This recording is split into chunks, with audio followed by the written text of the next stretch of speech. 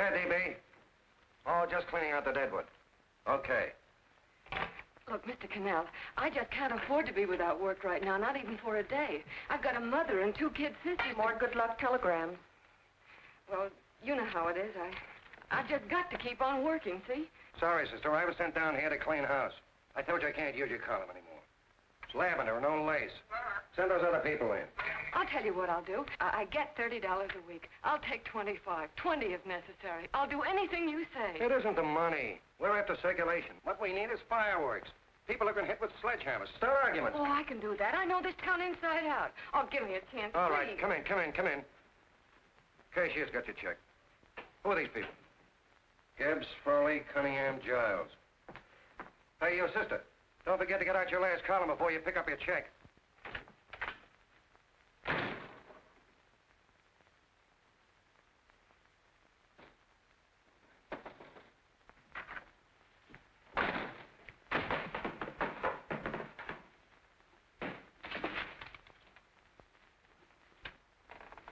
You're a couple of sticks shy in your column, man. Big rich slob like D.B. Norton buys the paper and 40 heads are chopped off. Did you get it, too? Yeah. You too? Oh, Joe. Oh, I'm sorry, darling. Why don't we tear the building down? Before you do, Ann, perhaps you'd better finish this column. Yeah, lavender and old lace. Wait, Joe. Wait. Wants fireworks, huh? Okay.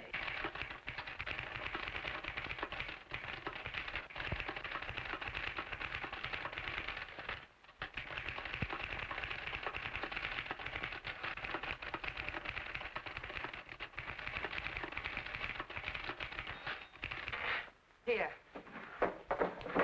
Below is a letter which reached my desk this morning. It's a commentary on what we laughingly call the civilized world. Dear Miss Mitchell, 4 years ago, I was fired out of my job. Since then, I haven't been able to get another one. At first, I was sore at the state administration because it's on account of the slimy politics here we have all this unemployment. But in looking around, it seems the whole world's going to pot. So in protest, I'm going to commit suicide by jumping off the City Hall roof. Signed, a disgusted American citizen, John Doe. Editor's note, if you ask this column, the wrong people are jumping off the roofs. Hey, Ann, this is the old Fakeroo, isn't it? Never mind that, Joe. Go ahead. Sorry.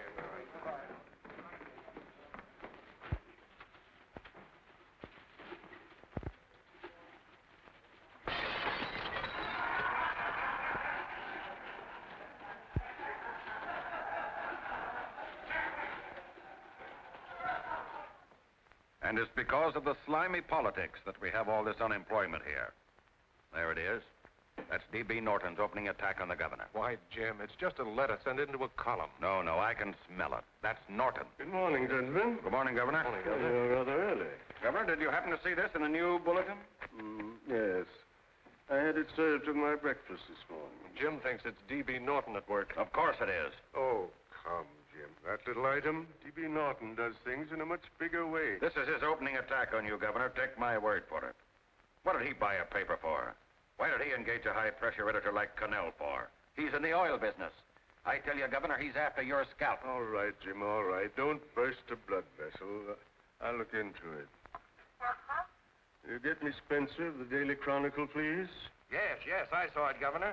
If you ask me, that's a phony letter. Why, that gagger's got whiskers on it. Okay, I'll get the mayor and maybe the Chamber of Commerce to go after them. Get Mayor Lovett on the phone. Sorry, the mayor's busy on the other phone. Yes, I know, Mrs. Brewster. It's a terrible reflection on our city. I've had a dozen calls already. Spencer of the Chronicle. Hold it. Just a minute. Yes, Mrs. Brewster. I'm listening. I insist that this John Doe man be found and given a job at once. Now, if something isn't done about it, I'll call out the whole auxiliary. Yes, and the junior auxiliary, too. We'll hold a meeting and see that it is... Yes, Spencer? Oh, the governor? Well, what about me? It's my building he's jumping off of, and I'm up for re-election, too. What are you doing? Get Cannell at the bullet. Why, he's liable to go right past my window. Get me Cannell. What was that? What? Out the window. Something just flew by. I didn't see anything. Well, don't stand there, you idiot. Go and look. Open the window. Oh, why did he have to pick on my building? Is there a crowd in the street? No, sir. Then maybe he's caught on a ledge. Look again. I think it must have been a seagull. A seagull? What's a seagull doing around the city hall? That's a bad omen, isn't it? Oh, no, sir. The seagull is a lovely bird. It's all right, Mrs. Brewster. It was just a seagull. Canal? Nothing's happened yet. No, I'm watching. Don't worry, Mrs. Brewster. Just leave it all to me. Spencer, I'll call you back. Hello, Canal? What are you doing? This is the mayor. Yes, Mayor Lovett. How many times are you going to call me? I've got everybody and his brother and sister out looking for him. Did you see the box I'm running? An appeal to John Doe. Think it over, John. Life can be beautiful, says Mayor. If you need a job, apply to the editor of this paper, and so forth and so forth. Okay, Mayor, I'll let you know as soon as I have something. What? Well, pull down the blinds. Run up to Miss Mitchell's house, boss. Boy, she's in a bad way. Where is she? Hey, do you know something? She supports a mother and 2 kids. What do you know about that? Did you find her? No. Her mother's awful worried about her. When she left the house, she said she was going on a roaring drunk. The girl, I mean. Go out and find her. Sure. Hey, but the biggest thing I didn't tell you, her old man's Doc Mitchell. You know the doctor saved my mother's life and wouldn't take any money for it? You remember that. Okay, boss, I'll go and look for her. Holy smokes, Commissioner, you've had 24 hours. Okay, Hawkshaw, grab a pencil. Here it is again. About 5'5", brown eyes, light chestnut hair, and as fine a pair of legs as ever walked into this office. Did you want to see me? No. I've had the whole Army and Navy out searching for you because that's a game we play here every day. I remember distinctly being fired. That's right. But you have a piece of property that still belongs to this newspaper, and I'd like to have it. What's that? The letter. What letter? The letter from John Doe. Oh. The whole town's in an uproar. We've got to find him, and the letter's the only clue. There is no letter. We'll get a handwriting expert to... What?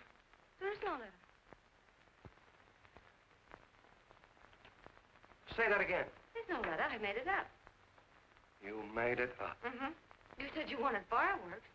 Don't you know there are 9 jobs waiting for this guy? 22 families want to board him free. 5 women want to marry him, and the mayor's practically ready to adopt him, and you... Just call the morgue, boss. He said there's a girl there. Shut up. Ann, say, why didn't you... Hey. Only one thing to do, Hank. Drop the whole business quickly. How? Run its story. Say John Doe was in here and is sorry he wrote the letter and... That's right. They've got it, sure. He came in here, and I made him change his mind.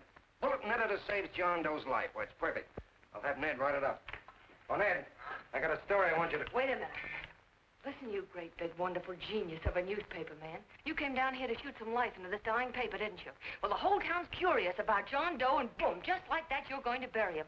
There's enough circulation in that man to start a shortage in the ink market. In what man? John Doe. What John Doe? John Doe, the one I made up. Look, genius, now look. Suppose there was a John Doe and he walked into this office. What would you do? Find him a job and forget about the whole business, I suppose, huh? Not me. I'd make a deal with him. A deal? Sure, when you get hold of a stunt that sells papers, you don't drop it like a hot potato. Well, this is good for at least a couple of months. You know what I'd do? Between now and, let's say, Christmas when he's going to jump, I'd run a daily on.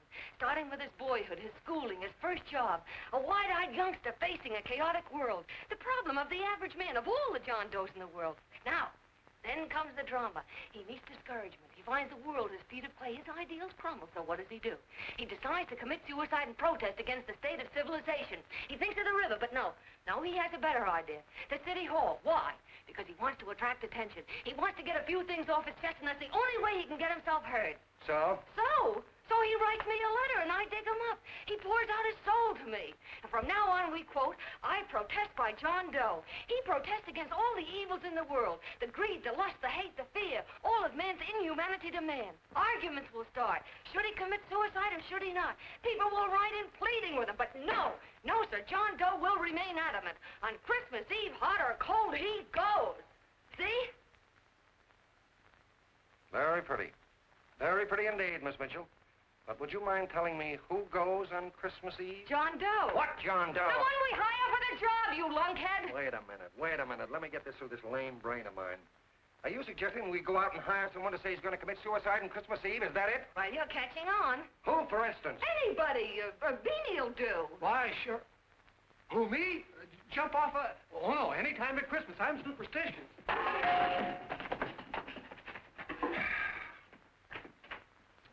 Miss Bishop, do me a favor. Will you go on out and get married and have a lot of babies, but Stay out of newspaper business. Better get that story in, Hank. It's getting late. You're supposed to be a smart guy. If it was raining $100 bills, you'd be out looking for a dime you lost someplace.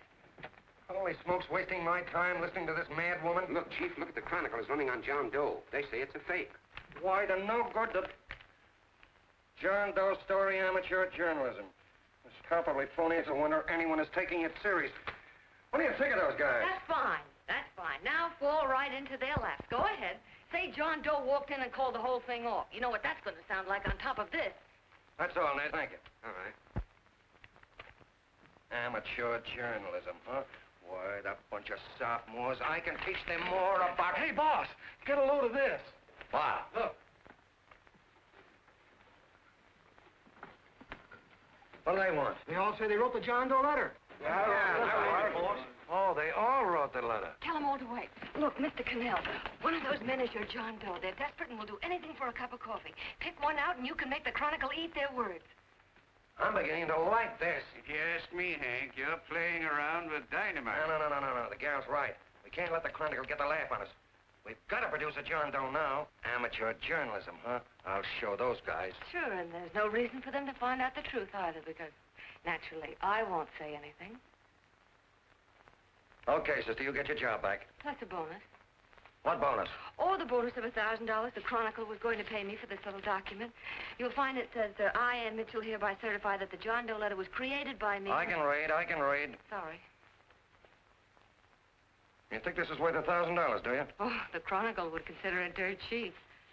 Packs everything, including a gun. Okay, sister, you got yourself a deal. Now let's take a look at the candidates. The one we pick has got to be the typical average man.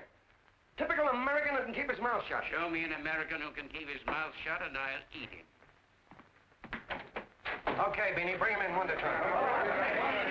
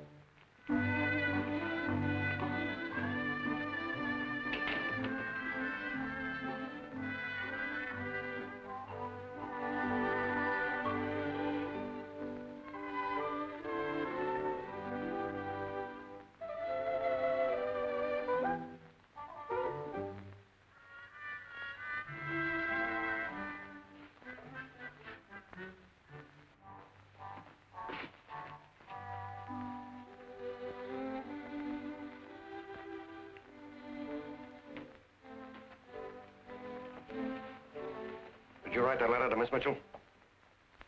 No, I didn't. What are you doing up here, then? Well, the paper says there were some jobs around loose. Thought there might be one left over. Had any schooling? Yeah, a little. What do you do when you work? I used to pitch. Baseball? Yeah, till the wing went bad. Where'd you play? Bush leagues, mostly. How about family? Got any family? No. Oh, just traveling through, huh? Yeah. Me and a friend of mine. He's outside. Looks all right. Be perfect, a baseball player. What could be more American? She had a family, though. Be less complicated without a family. Look at that face. It's wonderful. They'll believe him. Come on. What's your name? Willoughby. John Willoughby. Long John Willoughby, they called me in baseball. Would you like to make some money? Yeah. Maybe. Would you be willing to say you wrote that letter and stick by it?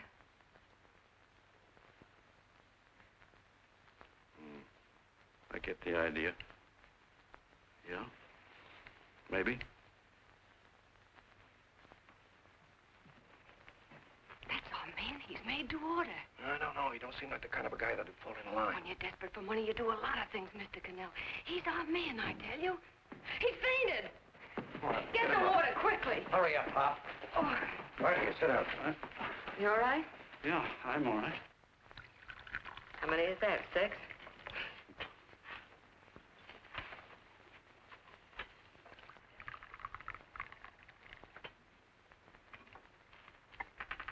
Pretty hungry, weren't you?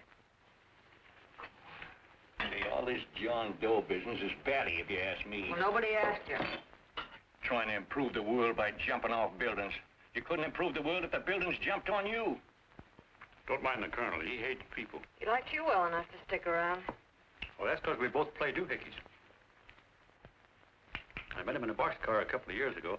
I was fooling around with my harmonica, and he comes over and joins in. I haven't been able to shake him since.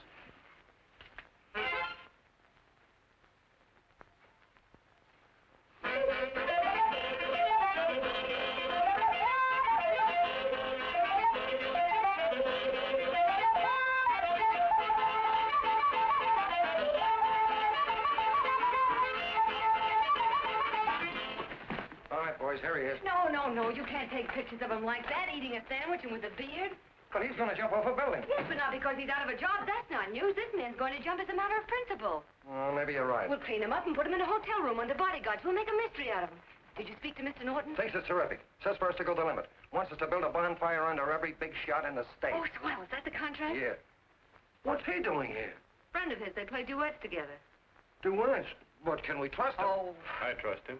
Oh, you trusted me. Well, that's fine. I suppose he trusts you, too. Oh, stop worrying. He's all right. Okay, but we don't want more than a couple of hundred people in on this thing. Now, the first thing I want is an exact copy of the John Doe letter in your own handwriting. Got it already. Here. Now, that's fine. Now, I want you to sign this agreement. It gives us an exclusive story under your name, day by day, from now until Christmas. On December 26th, you get one railroad ticket out of town. And the bulletin agrees to pay to have your lawn fixed. That's what you want, isn't it? Yeah, but it's got to be by Bonesetter Brown. Okay, Bonesetter Brown goes. Here, sign it. Meanwhile, here's $50 spending money. That's fine. Beanie? Yes, boss. Take charge of him. Get him a suite at the Imperial and hire some bodyguards. He had some new clothes, Beanie. You think we better have him to Laos? Yeah. Both of them? Yes, both of them, but don't let them out of your sight. Hey, Beanie, gray suit, huh? Yes. Okay, fellas.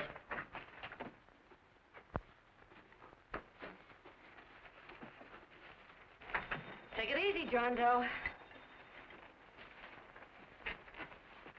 And you start pounding that typewriter. Oh, boy, this is terrific. No responsibilities on our part, just statements from John Doe, and we can blast our heads off. Before you pop too many buttons, don't forget to make out that check for $1,000. Okay, fellas, now, let me see. You sit outside the door. Nobody comes in, see? You two fellas sit in here. Hey, pretty nifty, huh? You ain't gonna get me to stay here. Sure you are. No, sir. That spot under the bridge where we slept last night's good enough for me. Say, what'll I do with this baggage? Let's stick him in the bedroom. Give me mine. I ain't staying. You know, we were headed for the Columbia River country before all this John Doe business came up. You remember that, don't you? Sure, I remember.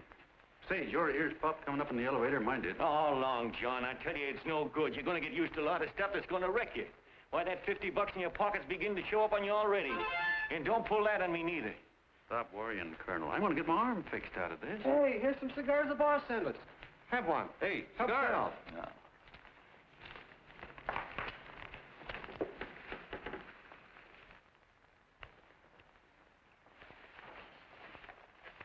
Say, I'll bet you even the major leaguers don't rate an outfit like this. Here, make yourself comfortable.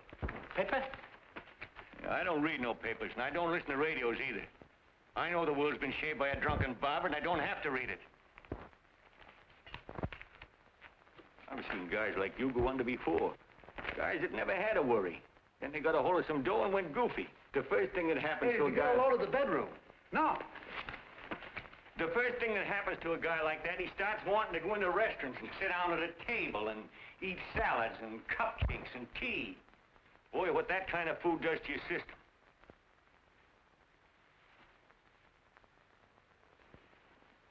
The next thing the dope wants is a room. Yes, sir, a room with steam heat, and curtains and rugs, and before you know it, he's all softened up and he can't sleep unless he has a bed. Hey, stop worrying, Colonel. $50 ain't going to ruin me. I've seen plenty of fellas start out with $50 and wind up with a bank account. Hey, what's the matter with the bank account, anyway? And let me tell you, Long John, when you become a guy with a bank account, they got you. Yes, sir, they got you. Who's got him? The helots. Who? Hey, here's the City Hall tower I was supposed to jump off of. It's even higher than this. Who's got him? The helots. Woo! Hey, wait a minute! You're not supposed to jump on Christmas Eve. Do you want to get me in a jam? If it's going to get you in the jam, I'll do you a favor. I won't jump. And when they got you, you got no more chance than a road rabbit. Hey, who'd you say was going to get him? Say, is this one of those places where you ring if you want something? Yeah, just use the phone. Boy, I've always wanted to do this. Hey, Doc, look. Look, Doc. Give me that again, will you? Who's gonna get him? The helots. Who are they? Listen, sucker, you ever been broke? Sure, mostly often. All right. You're walking along. Not a nickel in your jeans. You're free as the wind. Nobody bothers you. Hundreds of people pass you by in every line of business. Shoes, hats, automobiles, radios, furniture, everything. And they're all nice, lovable people. And they let you alone. Well, is that right? Then you get a hold of some dough, and what happens? All those nice, sweet, lovable people become helots. A lot of heels. They begin creeping up on you, trying to sell you something. They get long claws, and they get a stranglehold on you. And you squirm, and you duck, and you holler, and you try to push them away, but you haven't got a chance. They got you. First thing you know, you own things. The car, for instance. Now your whole life is messed up with a lot more stuff. You get license fees, and number plates, and gas, and oil, and taxes, and insurance, and identification cards, and letters, and bills, and flat tires, and dents, and traffic tickets, and motorcycle cops, and courtrooms, and lawyers, and fines, and a million and one other things. And what happens? You're not the free and happy guy you used to be. You gotta have money to pay for all those things. So you go after what the other fellas got. And there you are. You're a helot yourself.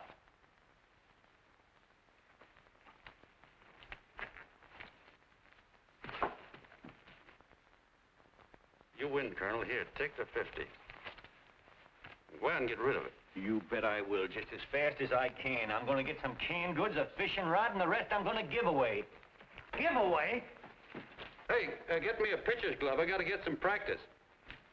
Say, he's giving it away. I'm gonna get me some of that. Hey, come back here, you helot. Will you send up 5 hamburgers with all the trimmings, 5 chocolate ice cream sodas, and 5 pieces of apple pie? No, apple with cheese. Yeah, thanks.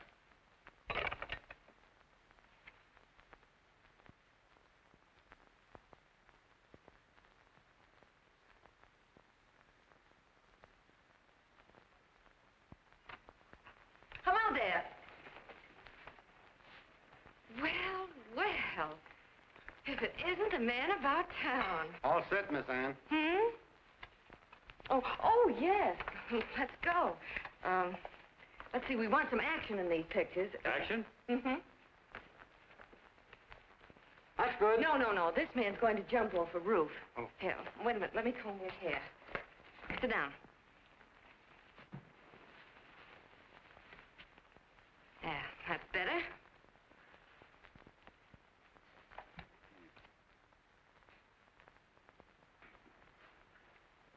You know, he's got a nice face, hasn't he? Yeah, he's pretty. Sit down, quiet egghead. All right, now a serious expression. Can't. I'm feeling too good. Oh, come on now, this is serious. You're a man disgusted with all of civilization. With all of it? Yes, you're sore at the world. Come on now. Oh, crabby guy, huh? Yeah. No.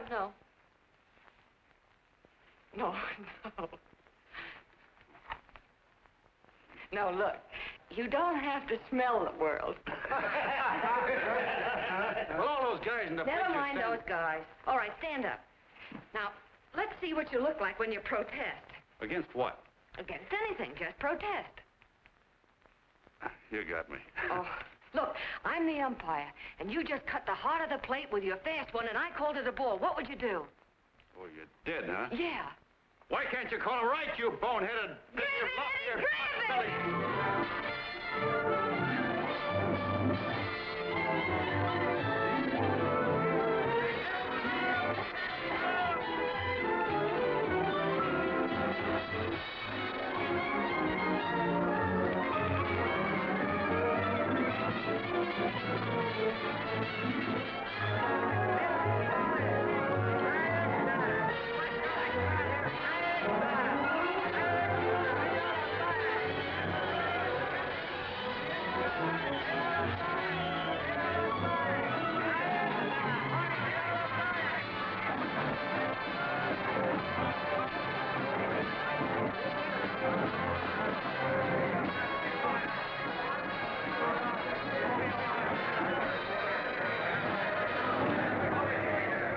I don't care whose picture they're publishing. I still say that this John Doe person is a myth, and you can quote me on that. And I'm going to insist on his being produced for questioning.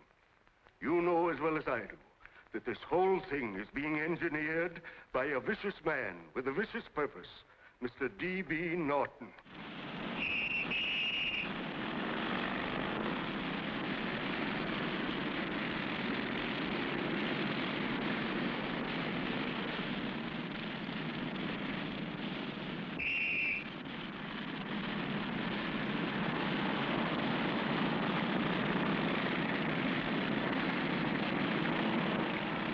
And Miss Mitchell are at the house, sir. Oh, they are? All right. Come on. Personally, I think it's just plain stupidity to drop it. Now, you should see a fan mail, thousands. Why, it's going over like a house afire. What are you afraid of, Canelo? It's doubled our circulation. Yeah, but it's got everybody sore. Ads are being pulled. The governor's starting a libel suit. What's more, they all know John Doe's a phony, and they insist on seeing What him. about it? Let them see him. We'll go on one better. They can also hear him. You own a radio station, Mr. Norton. Why not put him on the air? Watch out for this dame DB. She'll drive you batty. Oh, Look, what? we can't let him get to this Bush League pitcher and start pumping him. Good night. Now, tell him what that screwball might do. I walked in yesterday. Here he is, standing on a table with a fishing pole. Fly casting. Take my advice and get him out of town before this thing explodes in our faces. If you do, Mr. Norton, you're just as much of a dumb cluck as he is. Excuse me. No, you got yourself a meal ticket and you hate to Sure, let it's go. a meal ticket for me, I admit it, but it's also a windfall for somebody like Mr. Norton who's trying to crash national politics. That's what you bought the newspaper for, isn't it? You want to reach a lot of people, don't you? Well, put John Doe in the air and you can reach 130 million of them. He can say anything he wants and they'll listen to him. All right, we'll forget the governor and the mayor and all the small fry like that. This can arouse national interest. If he made a hit around here, he can do it every place else in the country. And you'll be pulling the strings, Mr. Norton. Go down to the office and arrange for some radio time. But, DB, you're not I going want to it fall... as soon as possible. Okay. I just came in to get warm myself. Come on, let's go. Don't you go. I want to talk to you.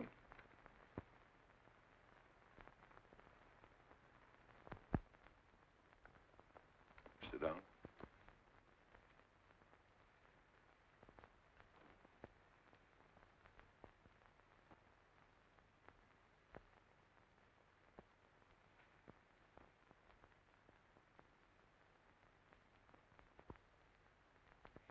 Yeah, this John Doe idea was yours, huh? Yes, sir.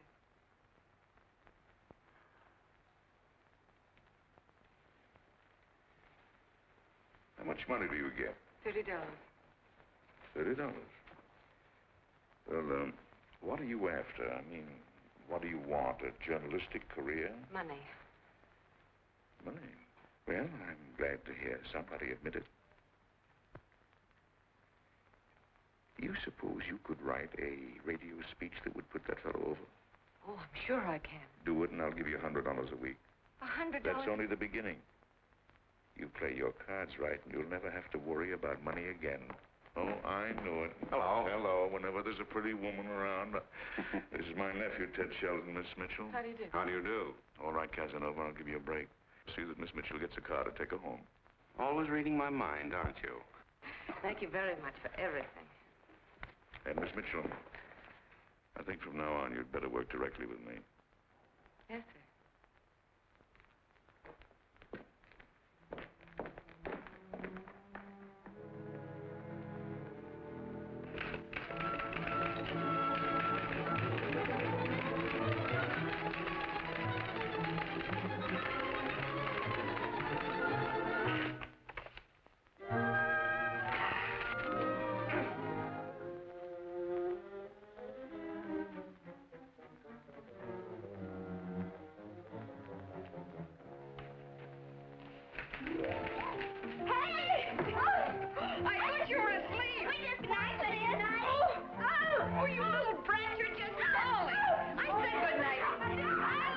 Come, children.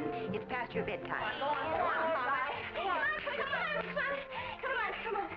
Now, scooch off there. Pour through me. I'm done. I'll never get this speech right. Oh, yes, you will, Ann, dear. You're very clever. Yeah, I know. What are you looking for? Your purse, I need $10. What for? I gave you 50 just the other day.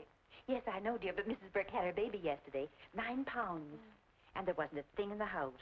And then the community chest lady came. And the 50's all gone, huh? Who's the 10 for? The Websters. The Websters. You remember those lovely people your father used to take care of. I thought I'd buy them some groceries. Oh, Anne, dear, it's a shame those... You're marvelous, Ma. You're just like Father used to be. Do you realize a couple of weeks ago we didn't have enough to eat ourselves? Well, yes, I know, dear, but these people are in such need. And we have plenty now. If you're thinking of that $1,000, forget it. It's practically all gone. We owed everybody in town. Now, you just got to stop giving all your money away. Oh, Anne, dear. Oh, I'm sorry, Ma. Oh, don't pay any attention to me. I guess I'm just upset about all this. Gee whiz, here I am with a great opportunity to get somewhere, to give us security for once in our lives, and I'm stuck. If I could put this over, your Mrs. Burke can have 6 babies. You mean this speech you're writing? Yeah, I don't know. I simply can't get it to gel. I created somebody who's going to give up his life for a principle. Hundreds of thousands of people are going to listen to him over the radio. And unless he says something that's sensational, it's just no good. Well, honey, of course, I don't know what kind of a speech you're trying to write, but judging from the samples I've read, I don't think anybody will listen. What? Darling, there's so many complaining political speeches. People are tired of hearing nothing but doom and despair on the radio. If you're going to have him say anything, why don't you let him say something simple and real, something with hope in it? If your father were alive, he'd know what to say. Oh, yeah. Father certainly would. Wait a minute.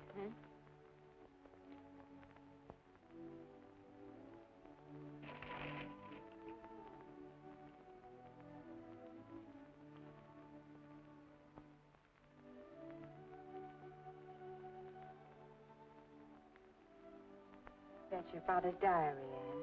Father's... I never knew he had a diary. There's enough in it for 100 speeches. Things people ought to hear nowadays. You be careful of it, won't you, dear? Always help to keep your father alive for me. You bet I will, Ma.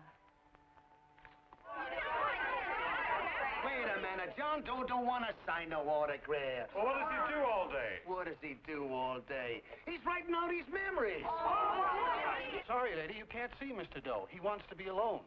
No. No, he just sits around all day and commutes with himself.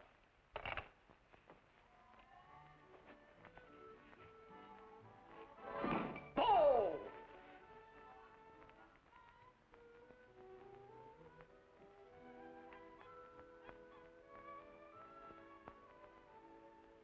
I don't know how you're going to stand it around here till after Christmas. I'll bet you ain't heard a train whistle in 2 weeks.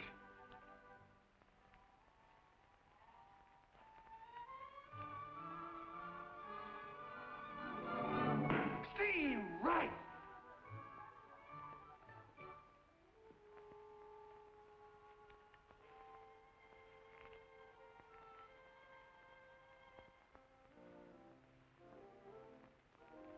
I know why you're hanging around.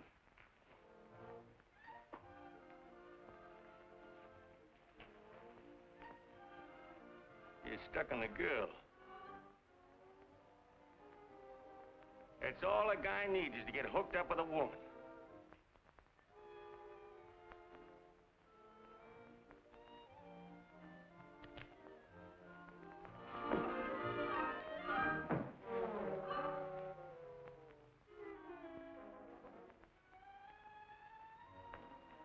What was that, a single? First baseman dropped the ball. Butterfingers. Tough luck, pal.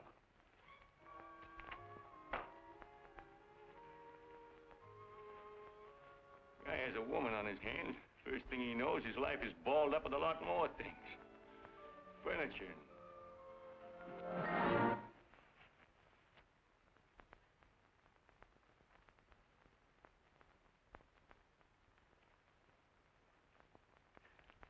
Did you get him? You're out. Swell. What's this, the end of the 8th? 9th.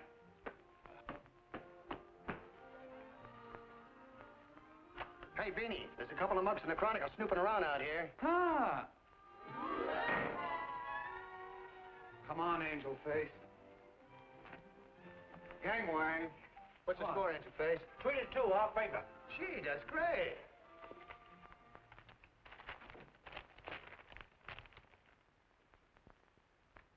Hey, you got swell form there. Must have been a pretty good pitcher.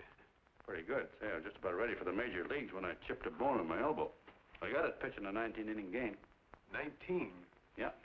There was a major league scout there watching me, too. And he came down after a game of the contract. You know what? I couldn't lift my arm to sign it. I'll be okay, though, as soon as I get it fixed up. It's too bad. What do you mean, too bad? Huh? Oh, that you'll never be able to play again. What are you talking about? I just told you I was going to get Well, you know how they are in baseball if a guy's mixed up in a racket. Racket? What do you mean? Well, I was just thinking about this John Doe business. Why, as soon as it comes out it's all a fake, you'll be washed up in baseball, won't you? Yeah. Hey, doggone. I never thought about that.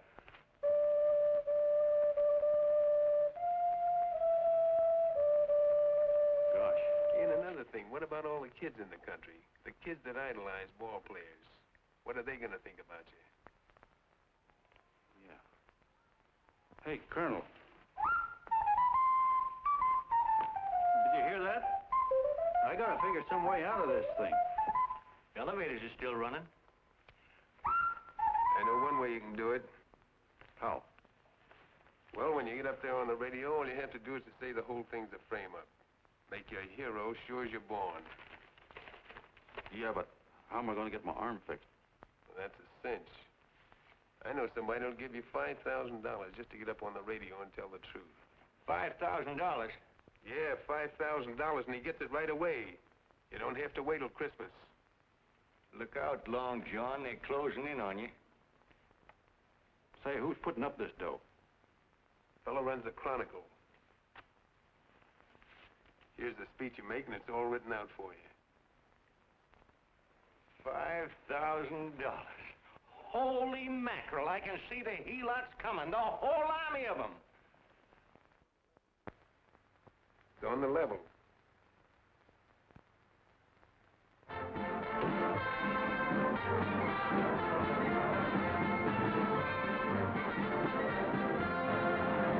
No, I'm sorry. Tickets for the broadcast are all gone. Phone the bulletin. Sorry, no more tickets left.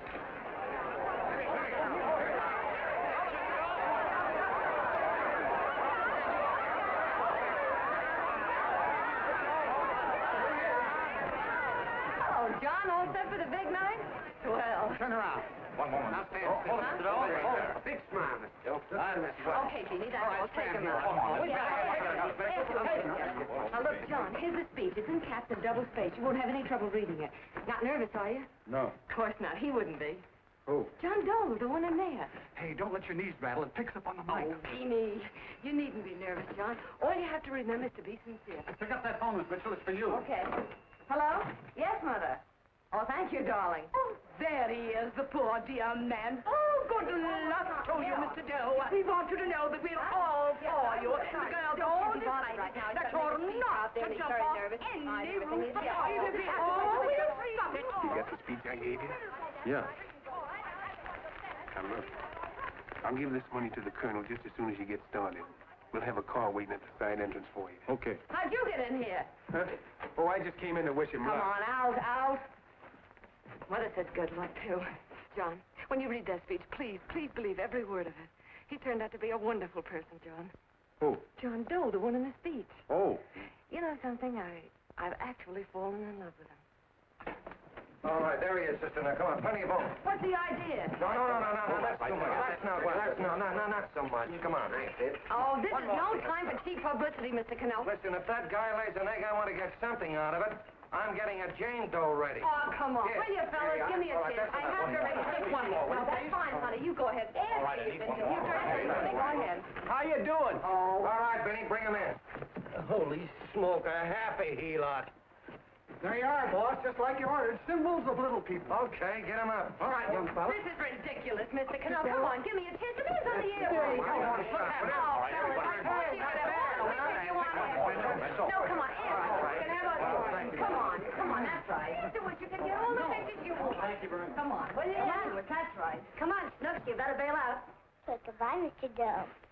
Beanie. All right. Better get ready. 1 minute to go. Wow, 1 minute to go. The score is nothing to nothing. Now, please, John, You won't let me down, will you? Will you? Of course you won't. If you'll just think of yourself as the real John Doe. Listen, everything in that speech are things a certain man believed in. He was my father, John. When he talked, people listened. And they listened to you, too. Funny. You know what my mother said the other night? She said to look into your eyes, that I'd see Father there. Hey, what do you say? Okay, we're coming. Come on. Now, listen, John, you're a pitcher. Now get in there and pitch.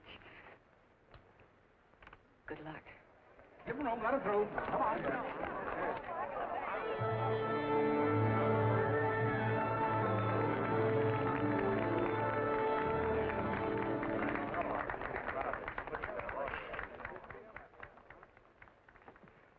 Hey, let's get out of here. There's the door right there. Hey, what are you doing here? That's what I'd like to know. Come on, now. Hey, he's a friend of mine. Never mind, let him alone. He's all right.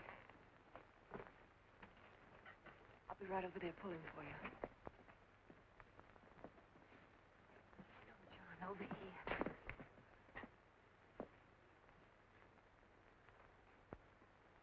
Stand by.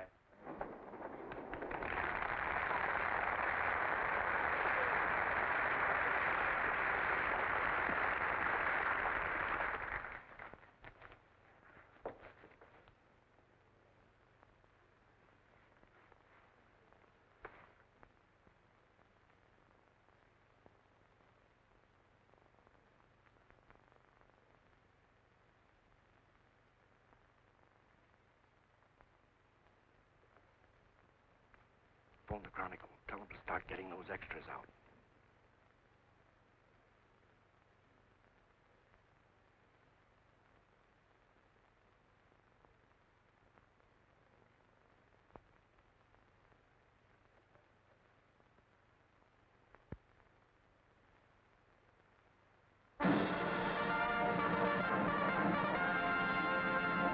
And good evening, ladies and gentlemen. This is Kenneth Fry speaking for the New Bulletin. Tonight we give you something entirely new and different. Standing beside me is the young man who has declared publicly that on Christmas Eve he intends to commit suicide, giving as his reason, quote, "I protest against the state of civilization," end quote. Ladies and gentlemen, the New Bulletin takes pleasure in presenting the man who is fast becoming the most talked of person in the whole country, John Doe.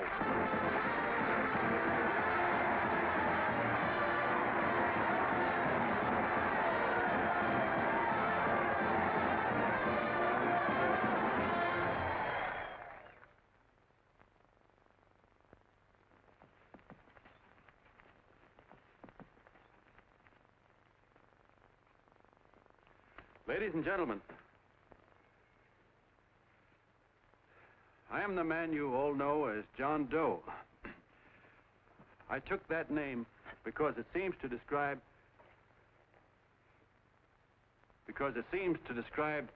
the average man. And that's me. And that's me. Well, it was me before I said I was going to jump off the city hall roof at midnight on Christmas Eve. Now I guess I'm not average anymore. Now I'm getting all sorts of attention. From big shots, too. We've been double-crossed. The mayor and the governor, for instance. They don't like those articles I've been writing. You're an imposter, young fellow. That's a pack of lies you're telling. Who wrote that speech for you?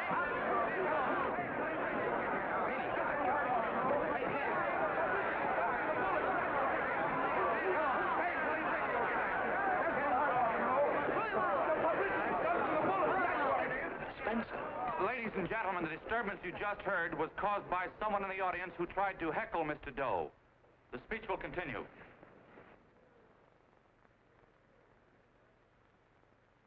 Well, people like the governor and that fellow there can stop worrying.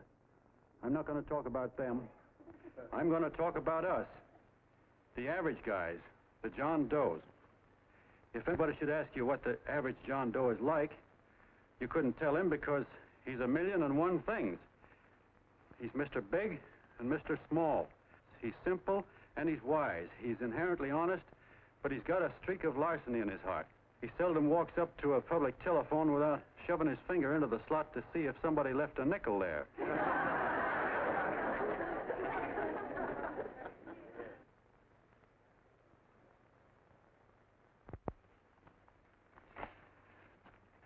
He's the man the ads are written for. He's the feller everybody sells things to. He's Joe Dokes, the world's greatest stooge and the world's greatest strength.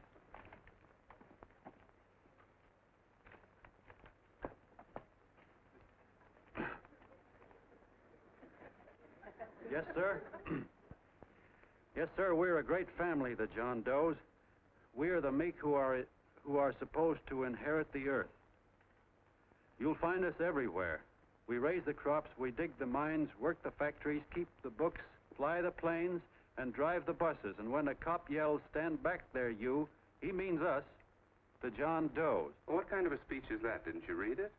We've existed since time began. We built the pyramids. We saw Christ crucified, pulled the oars for Roman emperors, sailed the boats for Columbus, retreated from Moscow with Napoleon, and froze with Washington at Valley Forge. Yes, sir. We've been in there dodging left hooks since before history began to walk. In our struggle for freedom, the canvas many a time, but we always bounce back because we're the people, and we're tough.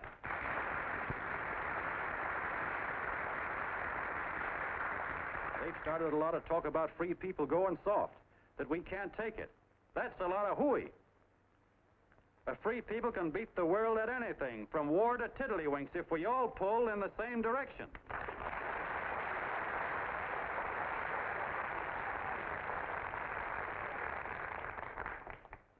I know a lot of you are saying, "What can I do?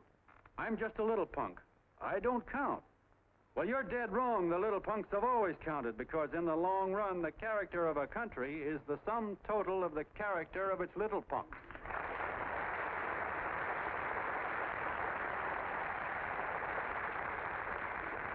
But we've all got to get in there and pitch. We can't win the old ball game unless we have teamwork. And that's where every John Doe comes in. It's up to him to get together with his teammate. And your teammate, my friends, is the guy next door to you.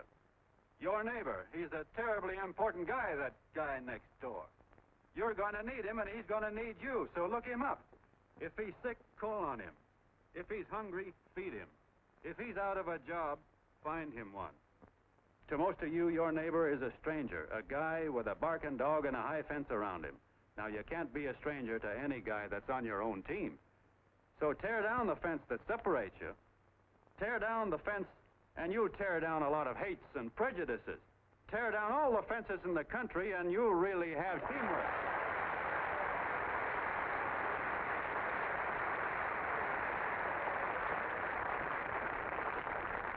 I know a lot of you are saying to yourselves, "He's asking for a miracle to happen. He's expecting people to change all of a sudden."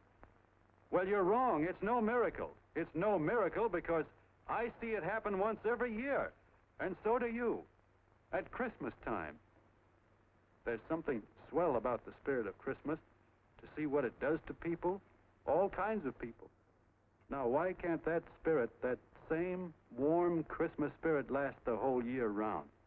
Gosh, if it ever did, if each and every John Doe would make that spirit last 365 days out of the year, we'd develop such a strength, we'd create such a tidal wave of goodwill that no human force could stand against it.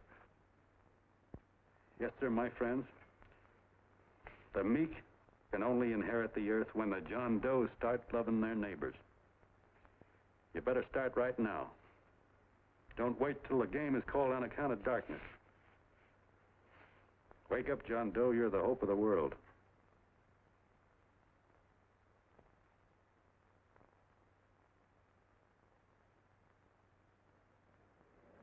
John, you look wonderful.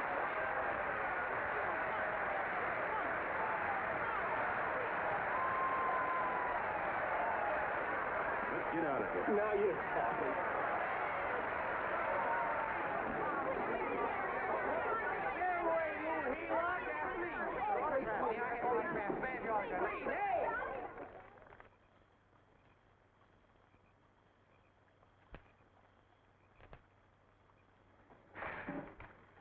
knew you'd wake up sooner or later. Boy, am I glad we got out of that mess. I had the 5,000 bucks sewed up. Could have been on my way to old Doc Brown. You're a pitcher, John, she says. Now, go in there and pitch. What a sucker. Yeah, she's a heel-lot just like the rest of us. Lucky you got away from her. What was I doing up there making a speech anyway? Me, huh? Geez, the more I think about it, the more I could... Tear down all the fences. Why, if you tore one picket off of your neighbor's fence, he'd sue you. 5,000 bucks, had it right in my hand. What do you mean he ran away? We'll go after him, find him. That man is terrific.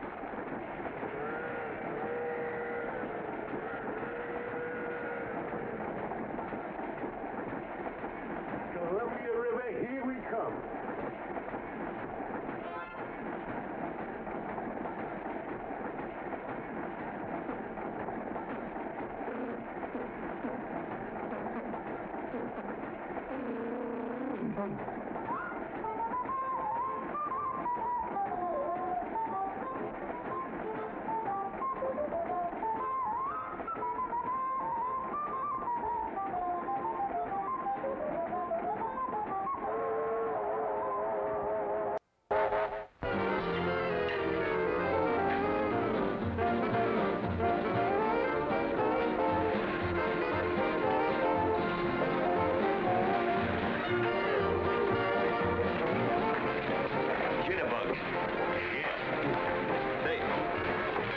Money we got left? 4 bits. Better make a donuts, huh? Yeah.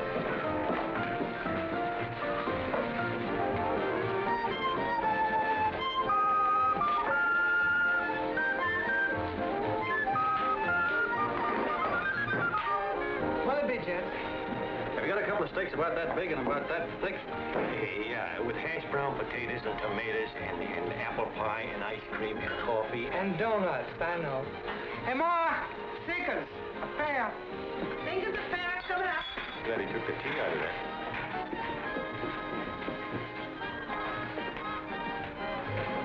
Hey, look. Join the John Doe Club.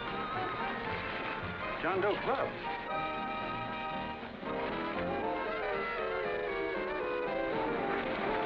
Uh-oh. You John Doe? Who?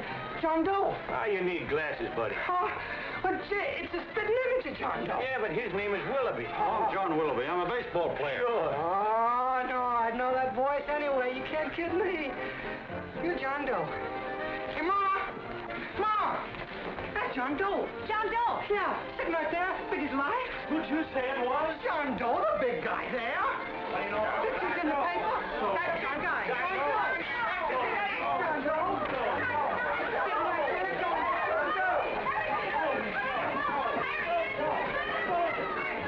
Hey, operator. Dan Beaner. Look, call everybody in town. John Doe was just in my place. Yeah, he ordered donuts.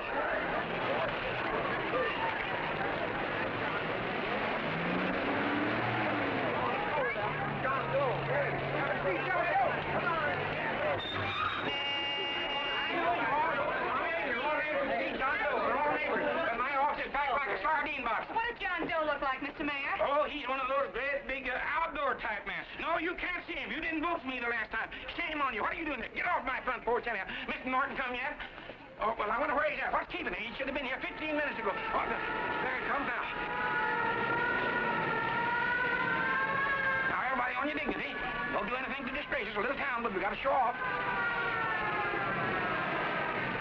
Better let me talk to him. All right, but present it to him as a great cause for the common man. Ah, here he comes. Now, give him room down there. Give him room, folks. Come on now. Come on. Here he comes. Here he comes. Here, Mr. Norton. How do you do, Mr. Norton? I'm Mayor Hawkins. Get Mr. Norton. Let me go, you darn tool. I'm the mayor. Mr. Norton. Mr. Norton. Mr. Norton. I'm Mayor Hawkins. Your office telephoned me to hold him. Well, that's fine. How is he? Oh, he's fine. He's right in my office there. You know, it's a great honor having John Doe here, and you too. Haven't had so much excitement since the old city hall burned down. People are so excited, and then it tore its clothes off. Oh, Matilda, darling, phone the newspapers, tell them Mr. Norton's here. Step right inside, Mr. Norton. My office. Very comfortable here, Mr. Norton. Just had it air conditioned. Gangway, please. Make room for Mr. Norton. Gangway. Gangway. Here he is, Mr. Norton. Well taken care of. The neighbors are serving him a light lunch. Hello, John. Mr. Mayor, if you don't mind, we'd like to talk to him alone. Why, certainly, certainly. All right, everybody. Clear out. No, but you... Everybody, quickly now. Come on. Look at that. Come on. Come on. That's it. All right. Don't argue with me here. Wait till we get home. Don't you push me around like that. Even though I'm your wife, you can't push me around. Look, Mr. Norton, I think you got a lot of nerve having those people hold us here. There's nobody holding you here, Mr. Doe. It's only natural that There's nobody holding us here. Let's get going. Incidentally, my name isn't Doe. It's Willoughby. Look, John, something terribly important's happened. They're forming John Doe clubs. We know of 8 already, and they say that there's... John Doe clubs? What for? To carry out the principles you talked about in your radio speech. I don't care what they're forming. I'm on my way, and I don't like the idea of being stopped either. Oh, but you don't know how big this thing is. You should see the thousands of telegrams we've received and what they're saying about you. Look, it started as a circulation stunt, didn't it? Well, you got your circulation. Now, why don't you let me alone? Oh, it started as a circulation stunt, but it isn't anymore. Mr. Norton wants to get back of it and sponsor John Doe clubs all over the country. He wants to send you on a lecture tour. Me? Uh-huh. Oh, certainly. With your ability to influence people, it might grow into a glorious movement. Say, let's get something straight here. I don't want any part of this thing. If you got an idea I'm going around lecturing the people, why, you're crazy. Baseball's my racket, and I'm sticking to it. Come on, Colonel, let's get out of here. John, Please. I just got rid of one crowd. Oh, but please, Mr. Mayor, tell him the John Doe Club wants to talk to him. Let them in, Mr. Mayor. Let them come in. Okay, folks, but remember your manners. No stampeding. Walk slow, like you do when you come to pay your taxes.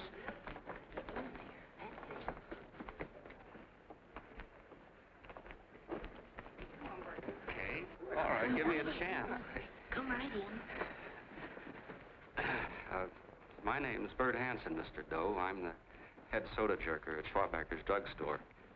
Well, sir, you see, me and my wife, we heard your broadcast, and we got quite a bang out of it. Especially my wife. Kept me up half the night saying, that man's right, honey. The trouble with the world is nobody gives a hoot about his neighbor. That's why everybody in town's sore and cranky at each other. And I kept saying, oh, that's fine, but how's a guy going to go around loving the kind of neighbors we got? Old Sourpuss, for instance. You see, Sourpuss Smithers is a guy who lives all alone next door to us. He's a cranky old man and runs a second-hand furniture store. We haven't spoken to him for years. I always figured he was an ornery old gent that hated the world because he was always slamming his garage door and playing the radio so loud he kept half the neighbors up. Well, anyway, the next morning I'm out watering the lawn and I look over and there's Sourpuss on the other side of the hedge straightening out a dent in his fender. And my wife yells to me out the window. She says, go on, speak to him, Bert. And I figured, well, heck, I can't lose anything, so I yelled over to him, good morning, Mr. Smithers. He went right on pounding his fender. Was I burned? So I turned around to give my wife a dirty look, and she said, louder, louder, he didn't hear you. So in a voice you could have heard in the next county, I yelled, good morning, Mr. Smithers. Well, sir, you could have knocked me over with a feather. Old Sourpuss turned around surprised-like, and he put on a big smile, came over and took my hand like an old lodge brother, and he said, good morning, Hanson. I've been wanting to talk to you for years, only I thought you didn't like me. And then he started chatting away like a happy little kid, and he got so excited his eyes all... Well, Mr. Doe, before we got through, I found out Smithers is a swell egg, only he's pretty deaf, and that accounts for all the noises. And he says it's a shame how little we know about our neighbors. And then he got an idea, and he said, how's about inviting everybody someplace where we can all get together and know each other a little better?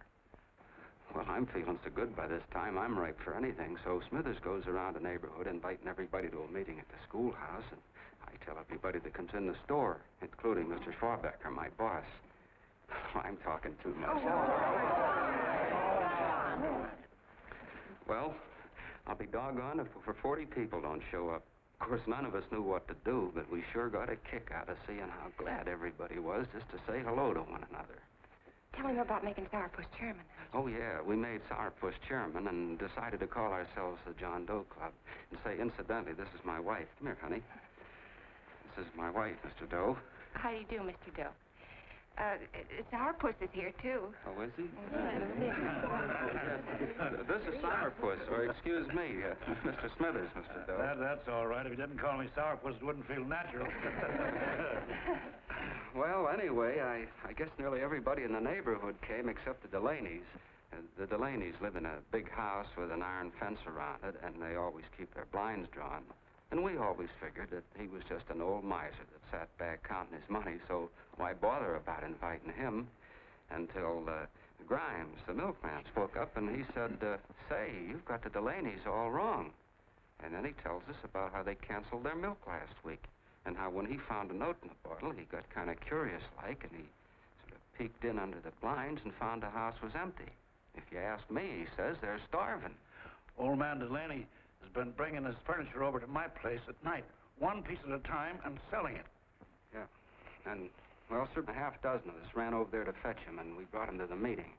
And what a reception they got. Well, everybody shook hands with him and made a fuss over them, and, well, finally, Mr. and Mrs. Delaney just sat right down and cried. And then we started to find out about a lot of other people. Yeah, sure. Well, you know Grubel, for instance. Grubel's here. Yeah, that's a...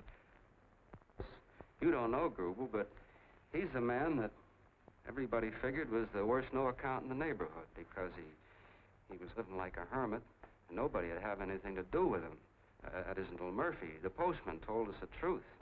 Why, Grubel, he says, he lives out of garbage cans because he won't take charity, because it'd ruin his self-respect, he says. Just like you said on the radio, Mr. Doe. Well, sir, about a dozen families got together and gave Grubel a job watering their lawns. Isn't that wonderful?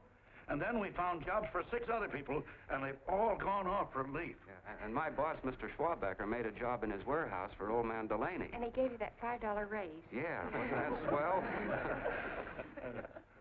Why, Bert, I feel slighted. I'd like to join, but nobody asked me. I'm sorry, Mayor, but we voted that no politician could join. Just the John Does of the neighborhood, because you know how politicians are. Well, the reason we wanted to tell you this, Mr. Doe, was just to give you an idea of what you've started. And from where I'm sitting, I don't see any sense in you jumping off any building. No. Well, thank you for listening. Goodbye, Mr. Doe. You're a wonderful man. And it strikes me you can be mighty useful walking around for a while. Say goodbye, Mr. Doe. Goodbye, Mr. Doe.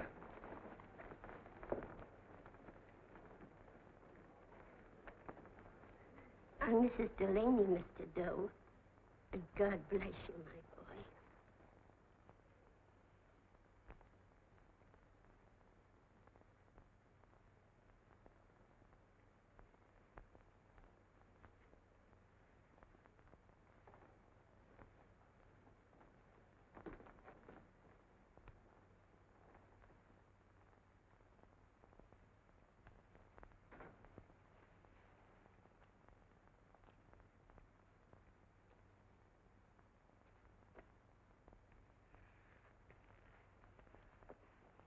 Gee whiz, I'm all mixed up.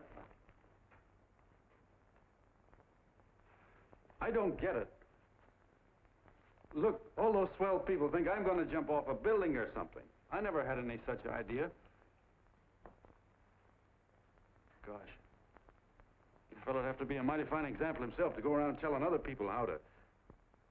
Say, look, what happened the other night was on account of Miss Mitchell here. She wrote the stuff. Don't you see what a wonderful thing this can be? But we need you, John. You're hooked. I can see that right now. They got you. Well, I'm through. For 3 years, I've been trying to get you up to the Columbia River country. First it was your glass arm, then it was the radio, and now it's the John Doe clubs. Well, I ain't waiting another minute. Gangway, you helots!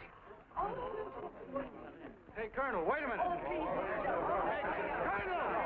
I want you personally to go along with John Doe and Miss Mitchell and handle the press and the radio. Me? Yes, I don't want to take any chances. And Johnson? Yes, P.V. Your crew will do the mop-up job. They'll follow John Doe into every town, see that the clubs are properly organized and the charter's issued. Right. There are only 8 flags up there now. I want to see that map covered before we get through.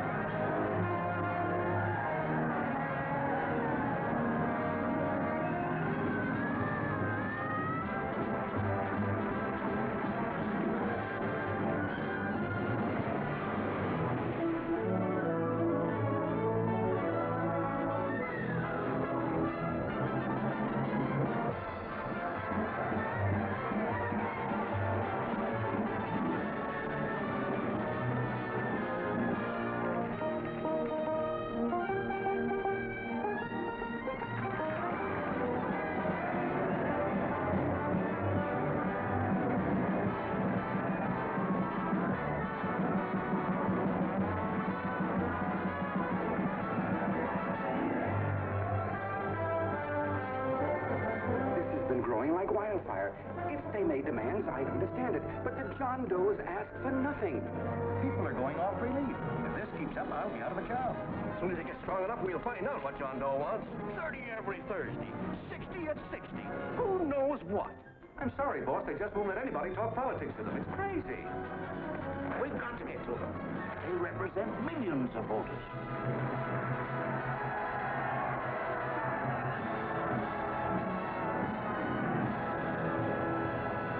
I tell you, ladies and gentlemen, this thing has been nothing short of a prairie fire. We've received so many applications for charters to the John Doe clubs, we haven't been able to take care of them. I'd hate to have that many pins stuck in me. This John Doe convention is a natural. It's going to put our city on the map. By over 2,400 John Doe clubs are sending delegates. Can you imagine that? You, Mr. Mayor, will be the official host. You will make the arrangements for decorating the city, parades, and a reception for John Doe when he gets home. And don't wear your high hat. No high hat? No high hat. And from you, Cannell, I want a special John Doe edition every day until the convention is over. And now, if you will, please step into the outer office and look your prettiest because there are photographers there to take pictures of this committee. Don't worry, Libby. Everything will be taken care of. Isn't it all too wonderful? Gather down here tonight, and I'll get an ice cream from you. Oh, Mr. Mayor, would you step down in front row, please? You ladies get close to him. That's it. Well, I don't get it. Get what? Look, DB, I'm supposed to know my way around.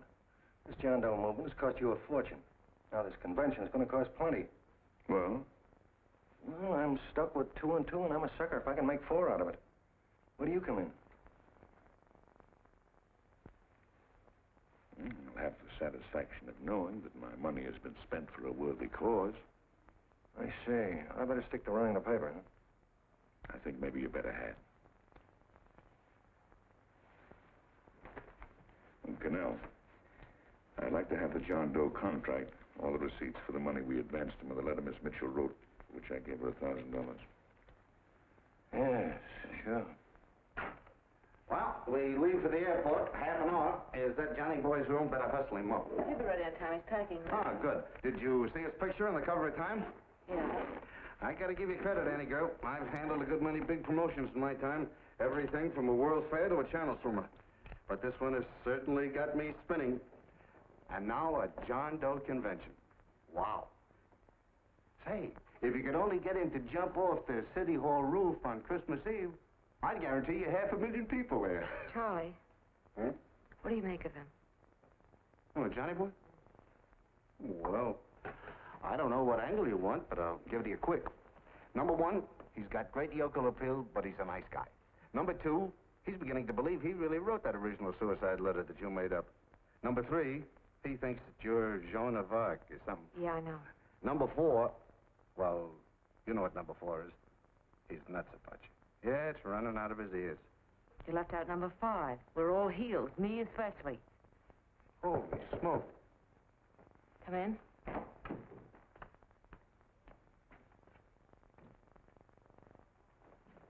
More pack. Good. I'll go and get Beanie Boy.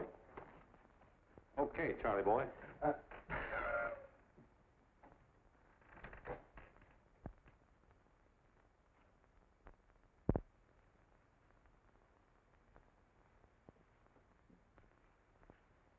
Can I help you pack? No, thank you.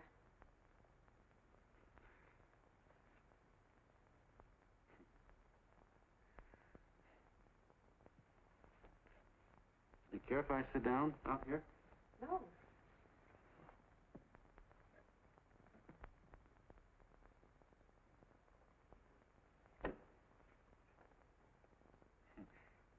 You know, I had a crazy dream last night. It was about you. About me? Sure was crazy. I dreamt I was your father.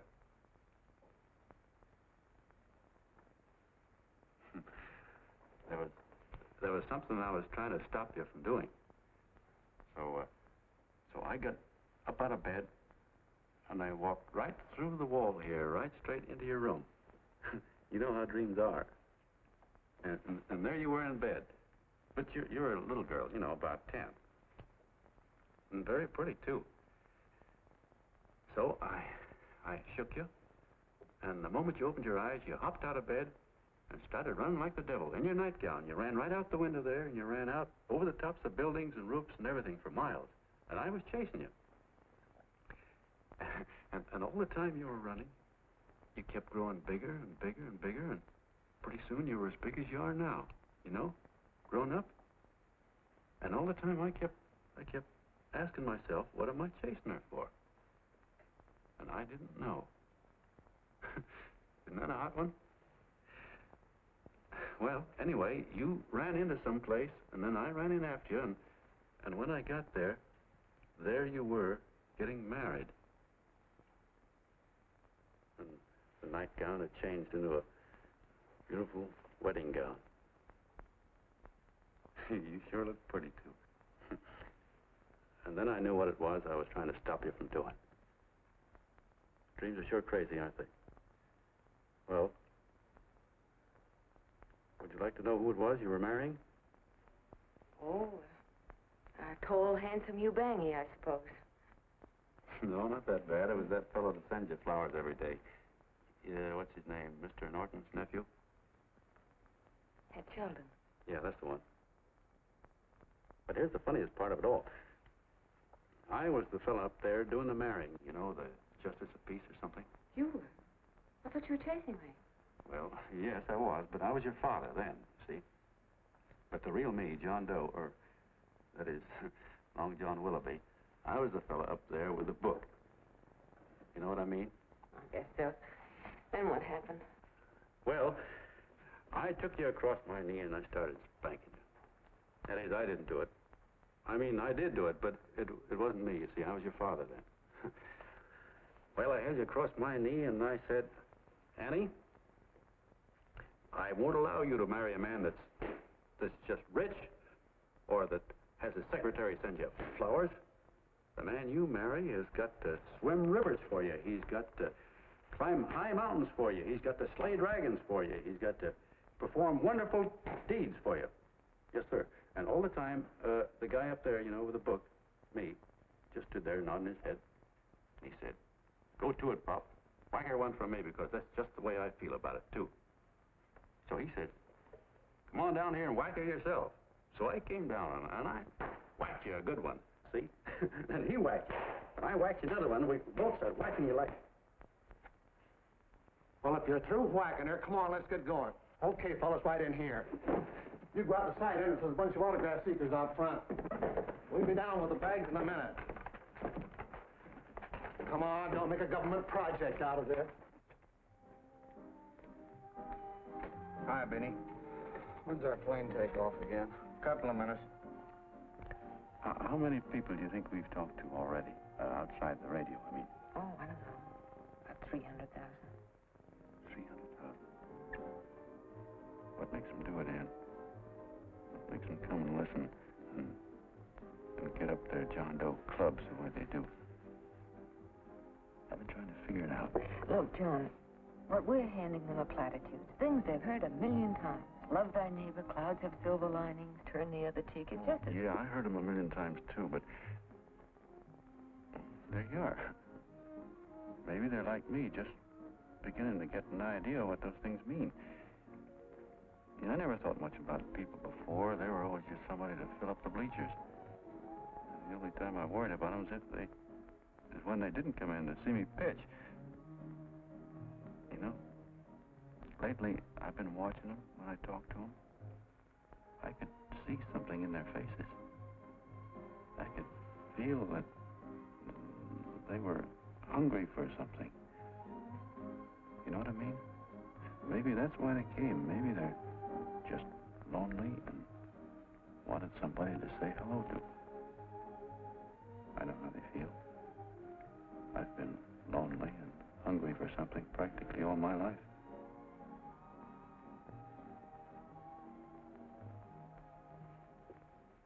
All aboard, folks. That's fine. Yeah, that's true. Oh, somebody else sitting here? No, that's your seat. And this is your coat. Mine? A little token of appreciation. Oh, it's beautiful, D.B. Well, I don't quite know what to say. Well, don't say anything at all. Just sit down. Oh. Go ahead, open it. Oh.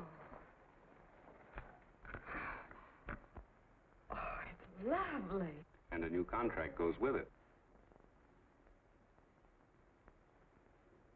Well, come on, Springer. You've got something on your mind. Must be stupendous. You know, that's what I like about it. Right to the point. Like that. All right, Practical Annie. Here it is. Tomorrow night, before a crowd of 15,000 people and talking over a nationwide radio hookup, John Doe will announce the formation of a third party. A third party? Yes, the John Doe Party.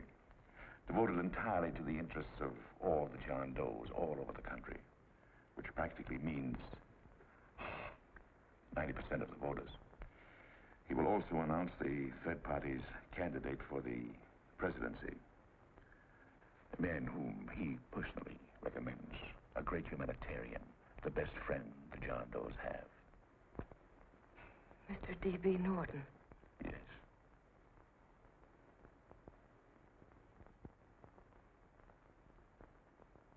Wow.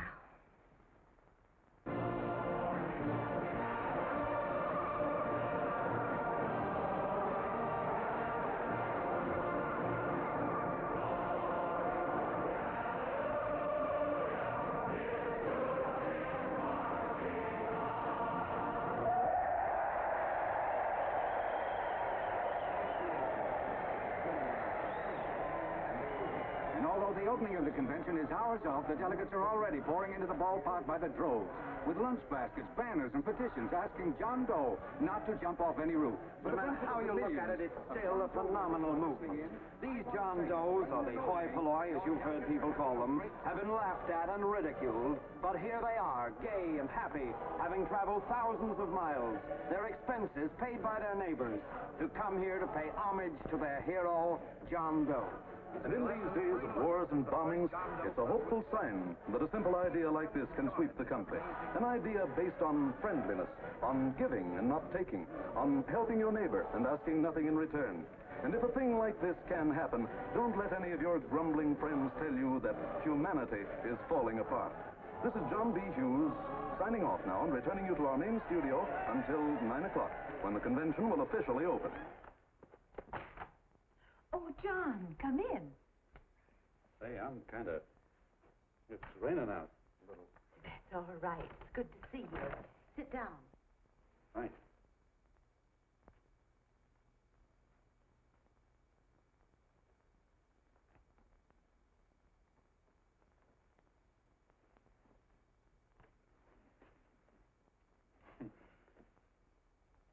It's for Anne.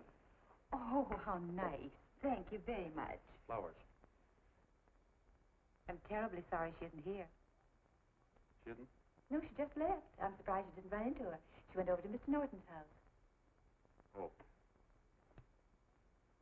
Did you want to see her about something important? Yeah. Well, no, it'll wait. Say, he's a nice man, isn't he? Mr. Norton, I mean. He's done an awful lot for the...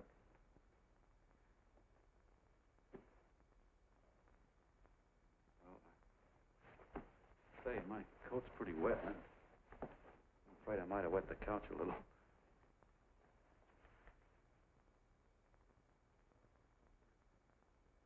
Well, I guess I'll see her at the convention later. Yes, of course. I'll see that she gets the flowers. Thanks. Good night, Mrs. Mitchell. Good night, John.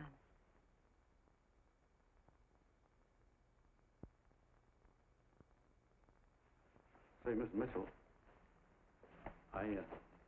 I'm kind of glad Anne isn't here. See, I came over here hoping to see her alone, and kind of hoping I wouldn't, too, you know what I mean? There was something I wanted to talk to her about. But, well, it'll wait, I guess. Good night. Good night, John. Say, look, Mrs. Mitchell, have you ever been married? Oh, I'm sure you have. Gosh, that's pretty silly. I guess you must think I'm kind of batty. Well, I guess I'd better be going at that.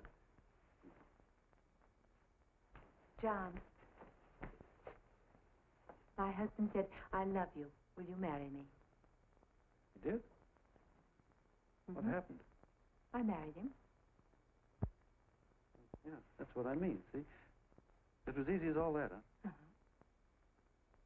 Yeah, but look, Mrs. Mitchell. You know, I love Ann, and it's going to be awfully hard for me to say it. Because, well, you know, she's so wonderful. And, well, the best I ever was a Bush League pitcher. And, you know, I think she's in love with another man. The one she made up. You know, the real John Doe. Well, that's pretty tough competition. I bet you he'd know how to say it all right. With me, I get up to it and around it and in back of it, but I never get right to it. You know what I mean? So the only chance I've got is, well, if somebody could kind of give her a warning, sort of prepare her for the shock. You mean you'd like me to do it? Hmm? Well, I was thinking that, yeah, you know, sort of break the ice. Of course I will, John. Thank you, Mrs. Mitchell. Hey, you're okay.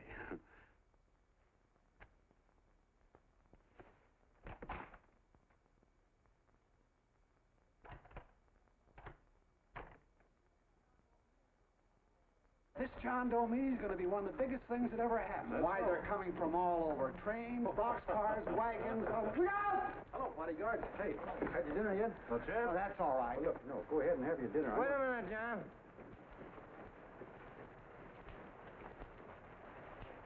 Hello, Mr. Connell. How are you, John? John, I want to have a little talk with you. What's the matter? Are you falling? Come on. Hey, Ball. Oh, quiet. Say, tell me something. Did you read the speech you're going to make tonight? No, I never read the speeches before I make them. I get more of a kick out of it that way.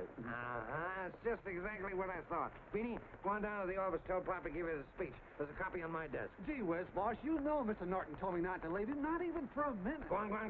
We'll be at Jim's bar up the street. You're a nice guy, John. I like you. You're gentle. I always like gentle people. Me, I'm hard. Hard and tough. I got use for hard people. Gotta be gentle to suit me. Like you, for instance.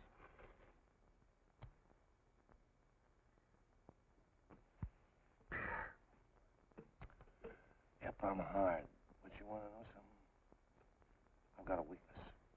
Never guess that, would you? I have. Want to know this? Star-Spangled Banner. Screw you. Well, maybe it is, but play the Star-Spangled Banner. I'm a sucker for it. Always gets me right here. Know what I mean? Yeah, it gets me right back here. Oh, back there, huh? Well, every man to his own taste. You weren't old enough. You weren't old enough for the World War, were you, Jim? No, of course not. Oh, you must have been just kidding. I was just ripe and raring to go. You know what my old man did when I joined up? He joined up, too. Got to be a sergeant. And here's the kick for you. We were in the same outfit. Funny, huh? Hmm?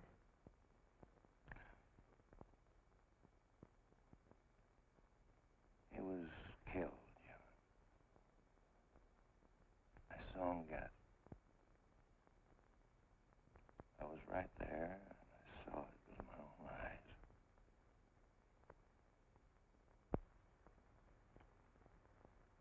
Me, I came out without a scratch. That is, excepting my ulcers.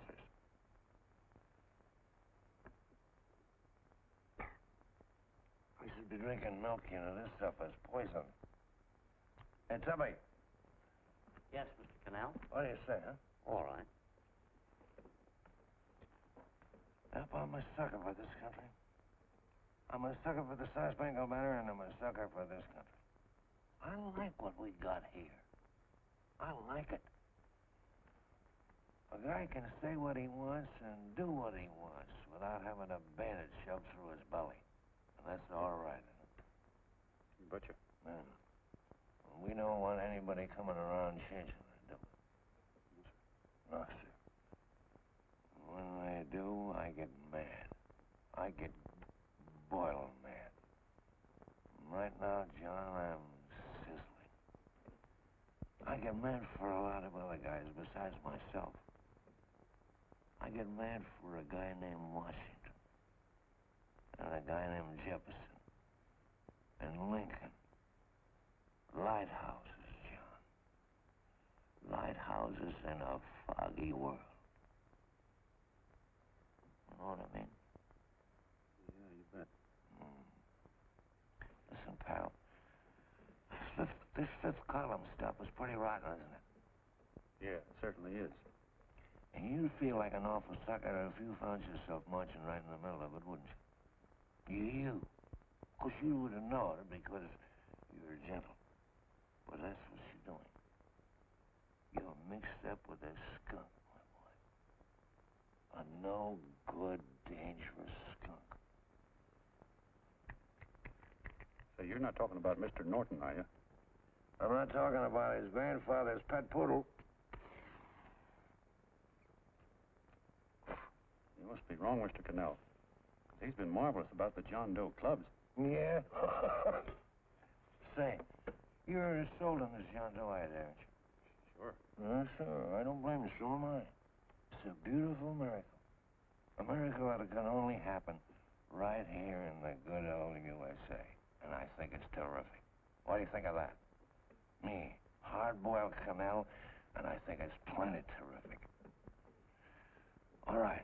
Now, supposing a certain unmentionable worm whose initials are DB was trying to use that to shove his way into the White House so he could put the screws on, so he could turn out the lights in those lighthouses. What would you say about that, huh? Nobody's going to do that, Mr. Cannell. They can't use the John Doe clubs for politics. That's the main idea. Is that so? Then what's a big political boss like Hammer doing in town? And a labor leader like Bennett? And a lot of other big shots is up at DB's house right now. Wolves, John. Wolves. Waiting to cut up the John Does. Wait till you get a gander at the speech you're going to make tonight. You're all wet. Miss Mitchell writes those speeches. Nobody can make her write that kind of stuff. They can't, huh? Who do you think writes them? My Aunt Emma? I know she writes them. Gets a big bonus for doing them, too. A mink coat and a diamond bracelet. Don't write them. Why, that gold-grabbing dame would double-cross her own mother for a handful of Chinese yams. Shut up. If you weren't drunk, I'd... Hey, boss. Here's the speech, boss. Hey, go on and read it, John, and then start sucking. Hey, wait a minute, Mr. Doe. Tubby? Yes, sir. Better bring me a glass of milk. I'm smoking too much. Yes, Charlie? Got everything all set? Fine. John Doe been taken care of? Good. How many people do you think will be there? 15,000? Oh, my, that's fine. Now, listen, Charlie. As soon as John Doe stops talking about me, I want you to start that demonstration. And make it a big one, you understand? Don't worry about that, DB. My boys are there. They'll take care of it. What? Yes, I'll be there 15 minutes after I get your call. Why, Mr. Doe. Where are they? In the dining room.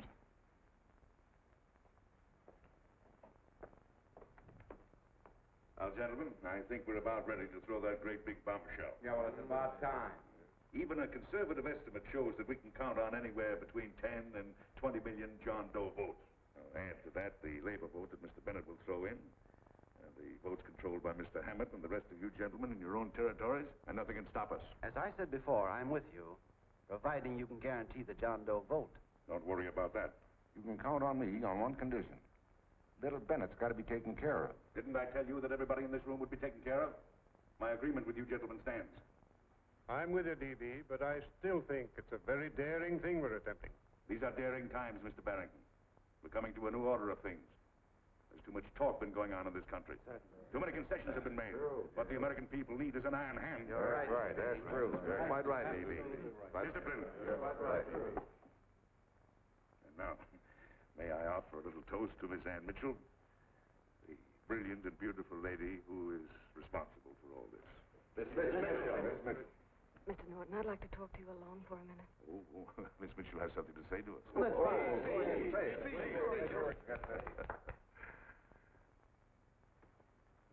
Hello.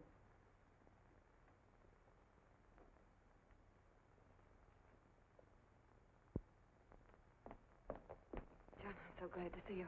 I was terribly worried. Did you write this?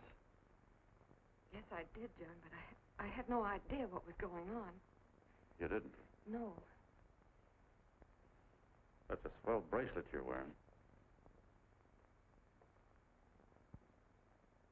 John, why aren't you at the convention?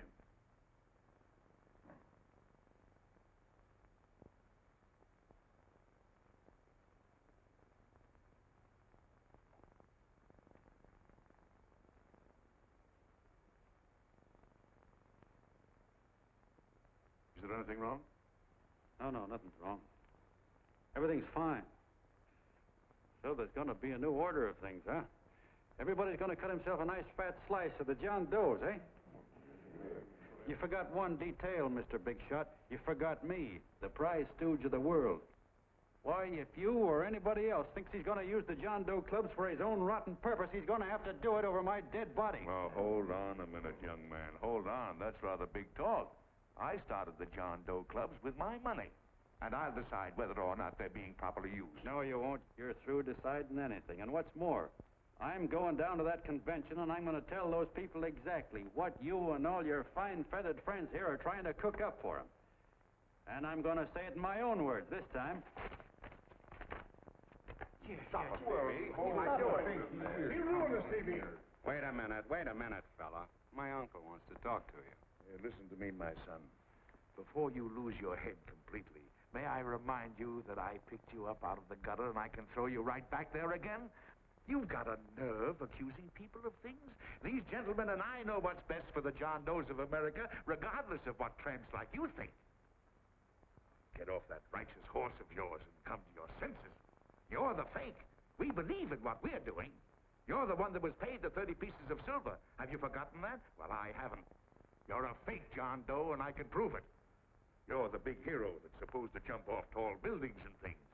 Do you remember? What do you suppose your precious John Does will say when they find out that you never had any intention of doing it, that you were being paid to say so? You're lucky they don't run you out of the country. With the newspapers and the radio stations that these gentlemen control, we can kill the John Doe movement deader than a doornail. We'll do it, too, the moment you step out of line. Now, if you still want to go to that convention and shoot your trap off, you go ahead and do it.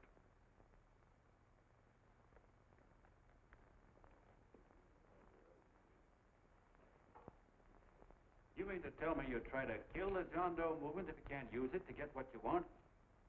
You bet your bottom dollar we would.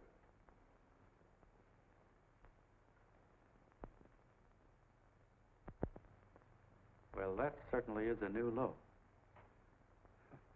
I guess I've seen everything now. You sit there back of your big cigars and think of deliberately killing an idea that's made millions of people a little bit happier. An idea that's brought thousands of them here from all over the country, by bus and by freight and jalopies and on foot, so they could pass on to each other their own simple little experiences. Why, look, I'm just a mug and I know it, but I'm beginning to understand a lot of things. Why, your type's as old as history. If you can't lay your dirty fingers on a decent idea and twist it and squeeze it and stuff it into your own pocket, you slap it down. Like dogs, if you can't eat something, you bury it. Why, this is the one worthwhile thing that's come along. People are finally finding out that the guy next door isn't a bad egg. That's simple, isn't it?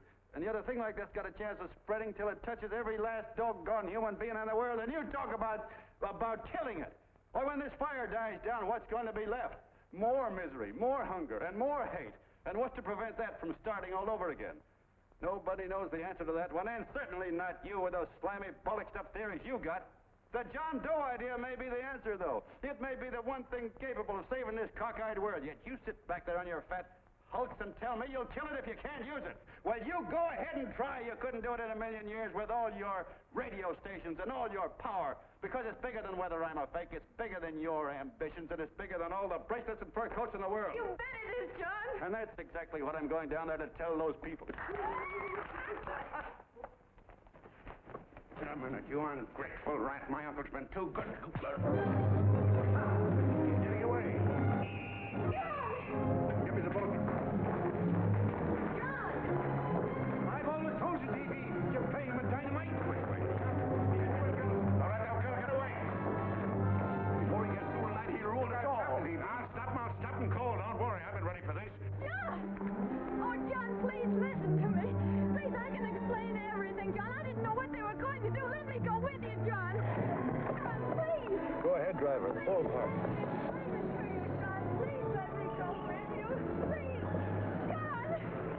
Mr. Martin wants to see you. Listen to me, Mayor Lovett. You do as I say. I want them both arrested.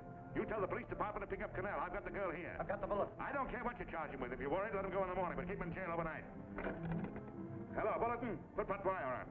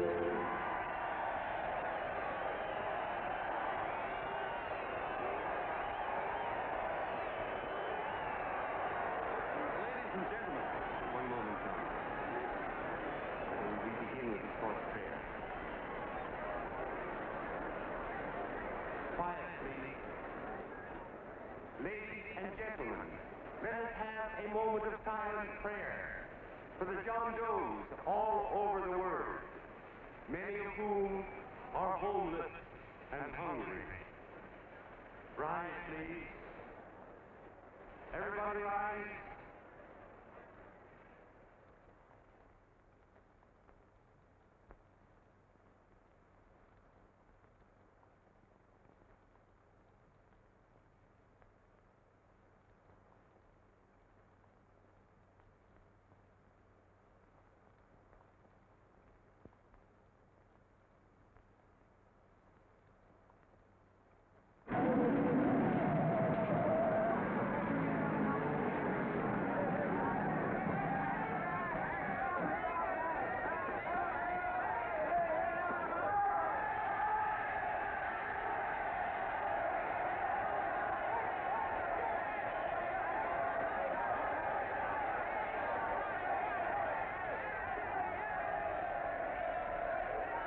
Newsboys.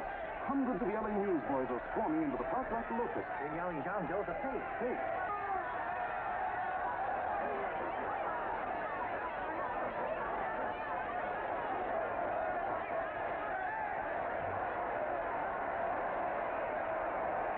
Federal investigation urged by Chamber of Commerce. How could he be a fake? It must be some kind of a gag. A what? A gag. A gag.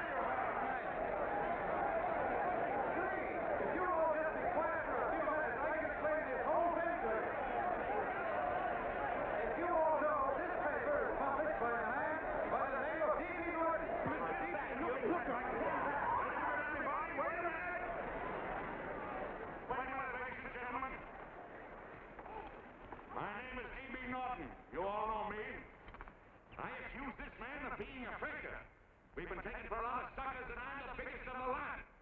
I spent a fortune backing this man in what I believe to be a sincere and worthy cause, just as you all did. And now I find out it's nothing but a cheap racket cooked up by him and two of my employees for the sole purpose of collecting dues from John Doe's all over the country. That's a lie. It's not a lie. Nickels and dimes to stuff into their own pockets. You can read all about it in the newspapers there. That's a lie. Listen, This man had no intention of jumping off the top of a building. He was paid to say so. Do you deny that? That's got nothing to do with it. Were you paid for it, or weren't you? Yes, I was paid, but there And what about the suicide note? You didn't write that either. What difference Did you write it or didn't you? No, I didn't write it. Now, you bet your life you didn't. You look in your papers, ladies and gentlemen, and you'll find Miss Nixon's fine confession that she was the one who wrote it. Listen, folks, it's a fact that I didn't write the letter. There you see, he admits that you're a fake John Doe. Now, for what you have done to all these good people, they ought to run you out of the country. And I hope they do it.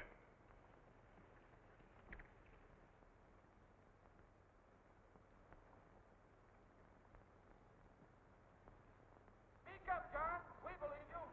Please, listen, folks. Now that he's through shooting over his face, I've got a couple of things to tell you about. Come on, the rest of you get in here and riot. Break this crowd up. Come on. I'm sorry, folks, but we can't hear him anymore. Something's gone wrong with the loudspeakers. John Doe's a fake. Boo! They can't hear me. This thing's not working. Ladies and gentlemen.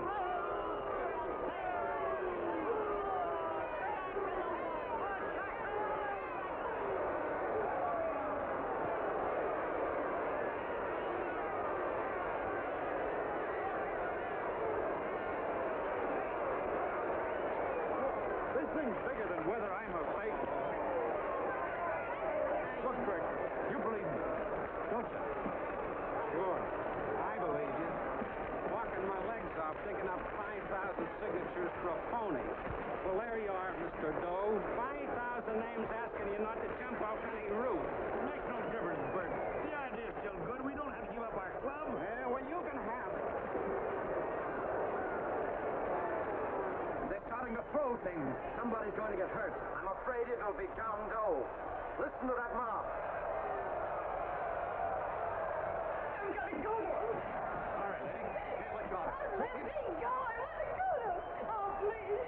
Please let me go. They're crucifying him. I can help him. Sorry, sister, we got orders to hold. Orders from who? Can't you see it's a framer? And oh, mother, they won't let me go. They won't let me go. Listen, folks. You gotta listen to me, everybody. That's the jungle, you hobo. Just another racket. Stick to your club. We've been fed baloney so long, we're getting used to it.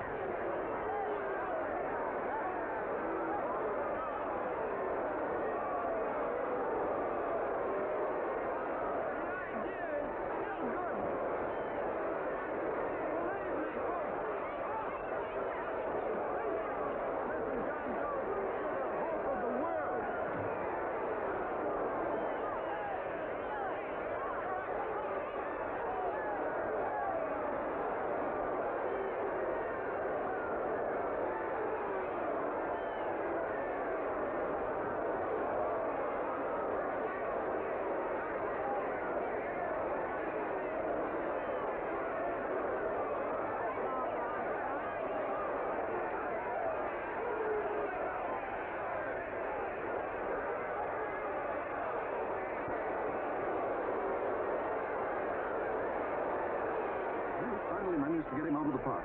But if that boy isn't hurt, it'll be a miracle. Ladies and gentlemen, this certainly looks like the end of the John Doe movement. Well, boys, you can chalk up another one to the Pontius Pilates.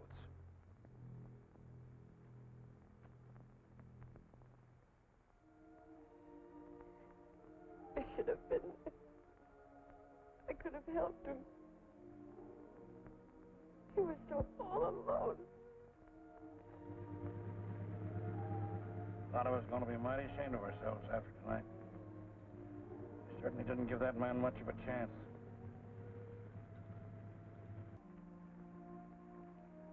Have some more coffee, Long John? No thanks, Tom.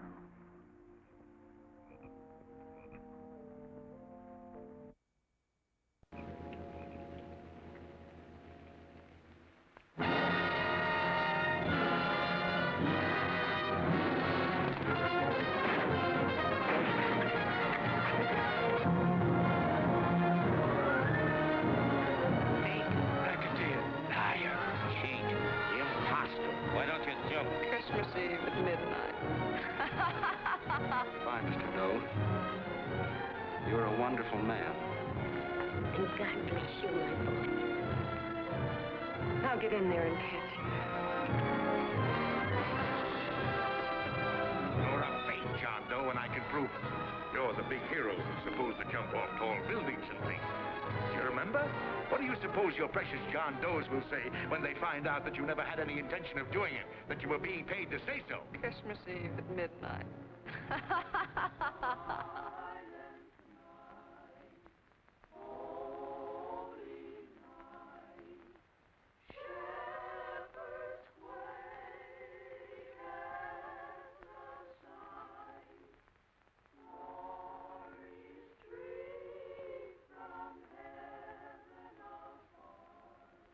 Merry Christmas, son. Merry Christmas.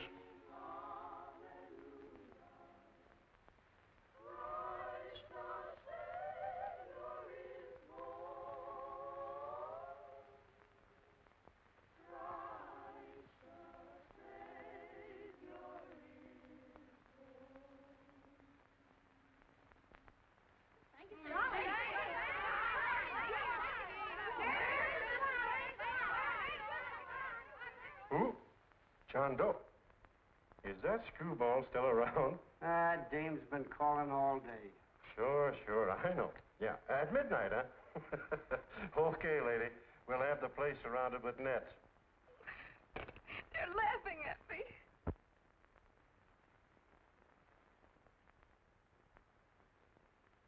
You're a sick girl, Ann. You better take it easy. Whom are you calling now? You called that number not 10 minutes ago. Hello, Mr. Canal. Have you seen him yet? Now listen, Ann, he can't possibly get in without our seeing him. I'm watching the side door, and the colonel's out front, so stop worrying. Oh. Thank you.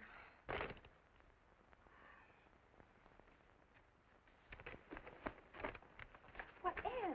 Ann, don't be foolish. If this isn't the craziest, the battiest, the looniest wild goose chase I ever heard of. Shut up, Bert. Sourpuss is right. Yeah, well, if he is, I'm a banana split. That man is going to be on that roof. Don't ask me how I know. I just know, and you know it as well as I do. Sure. I'd like to believe in fairy tales, but a guy that's a fake isn't going to jump off any roof. I don't think he was any fake, not with that face. And anyway, what he stood for wasn't a fake. Okay, honey, okay.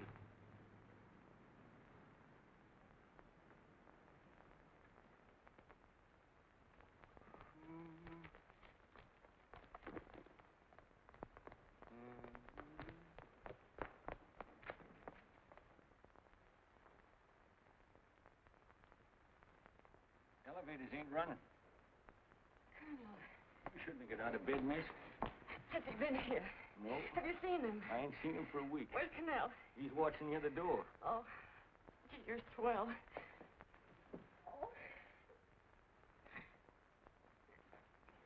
No sense in going up there. I've been here for hours. He ain't here. Let me go, will you? Now, that's crazy. It's 14 floors.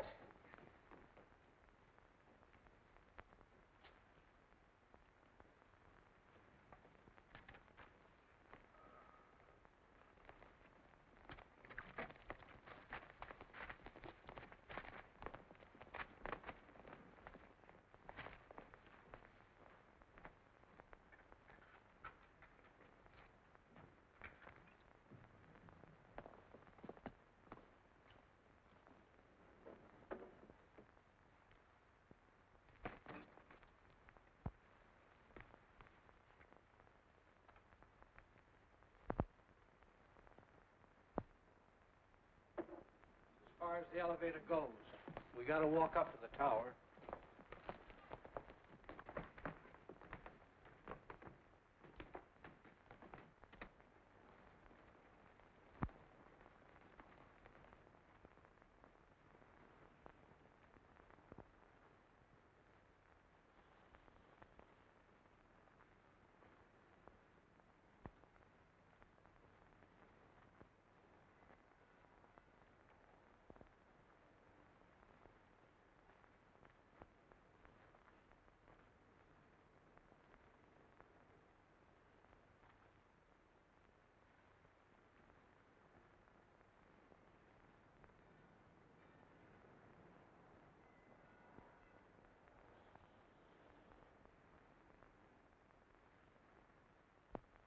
That tramp was probably full of Christmas cheer and asleep in some flop house.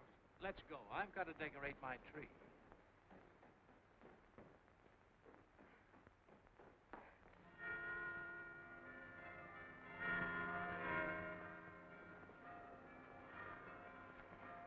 Well, I give up. I don't know what gave us the idea that we'd attempt anything like this. I guess you're right. I'm afraid the joke's on us. Let's go. I hope nobody finds out we've been here.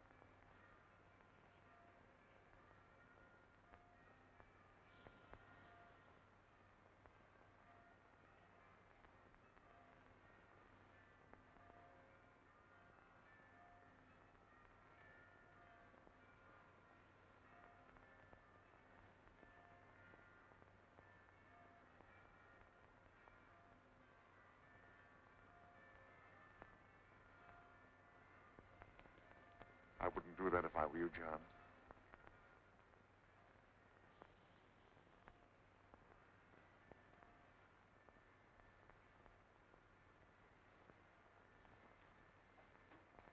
It'll do you no good. The mayor has policemen downstairs with instructions to remove all marks of identification you may have on your person. You will be buried in Potter's Field, and you will have accomplished nothing.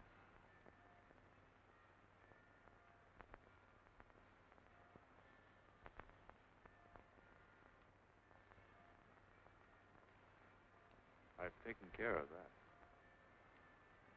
I've already mailed a copy of this letter to Mr. Cannell. John, why don't you forget this foolishness? Stop right where you are, Mr. Norton, if you don't want to go overboard with me.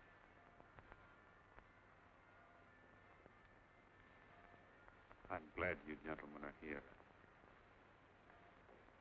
You killed the John Doe movement, all right. But you're going to see it born all over again.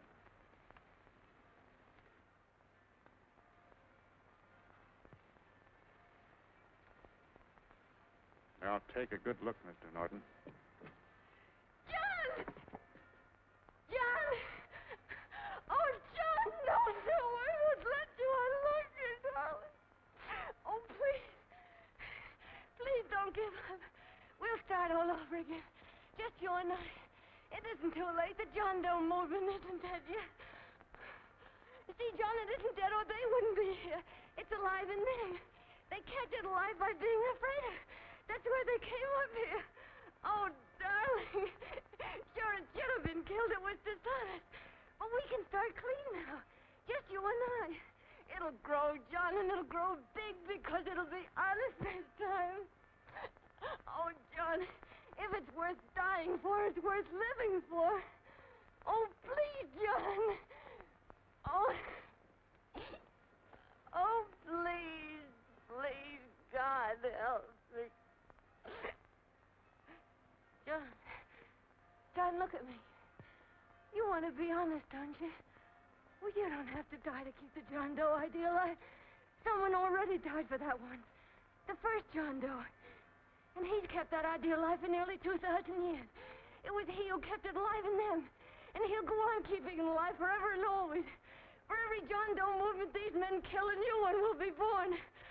That's why those bells are ringing, John. They're calling to us. Not to give up, but to keep on fighting, to keep on pitching. Oh, don't you see, darling? This is no time to give up. You and I, John, we... Oh, no. No, John. If you die, I want to die, too. Oh, I love you. Oh, John.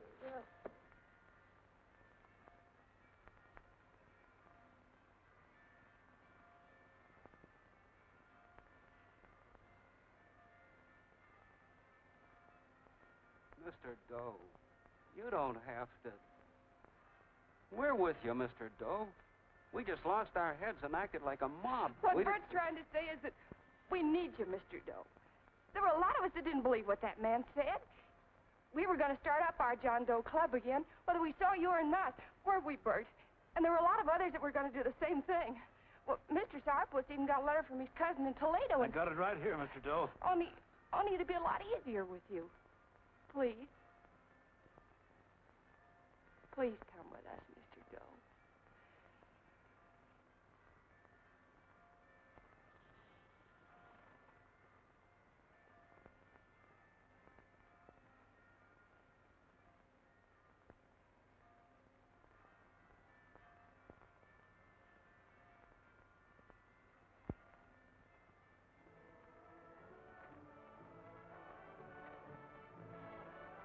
Long John.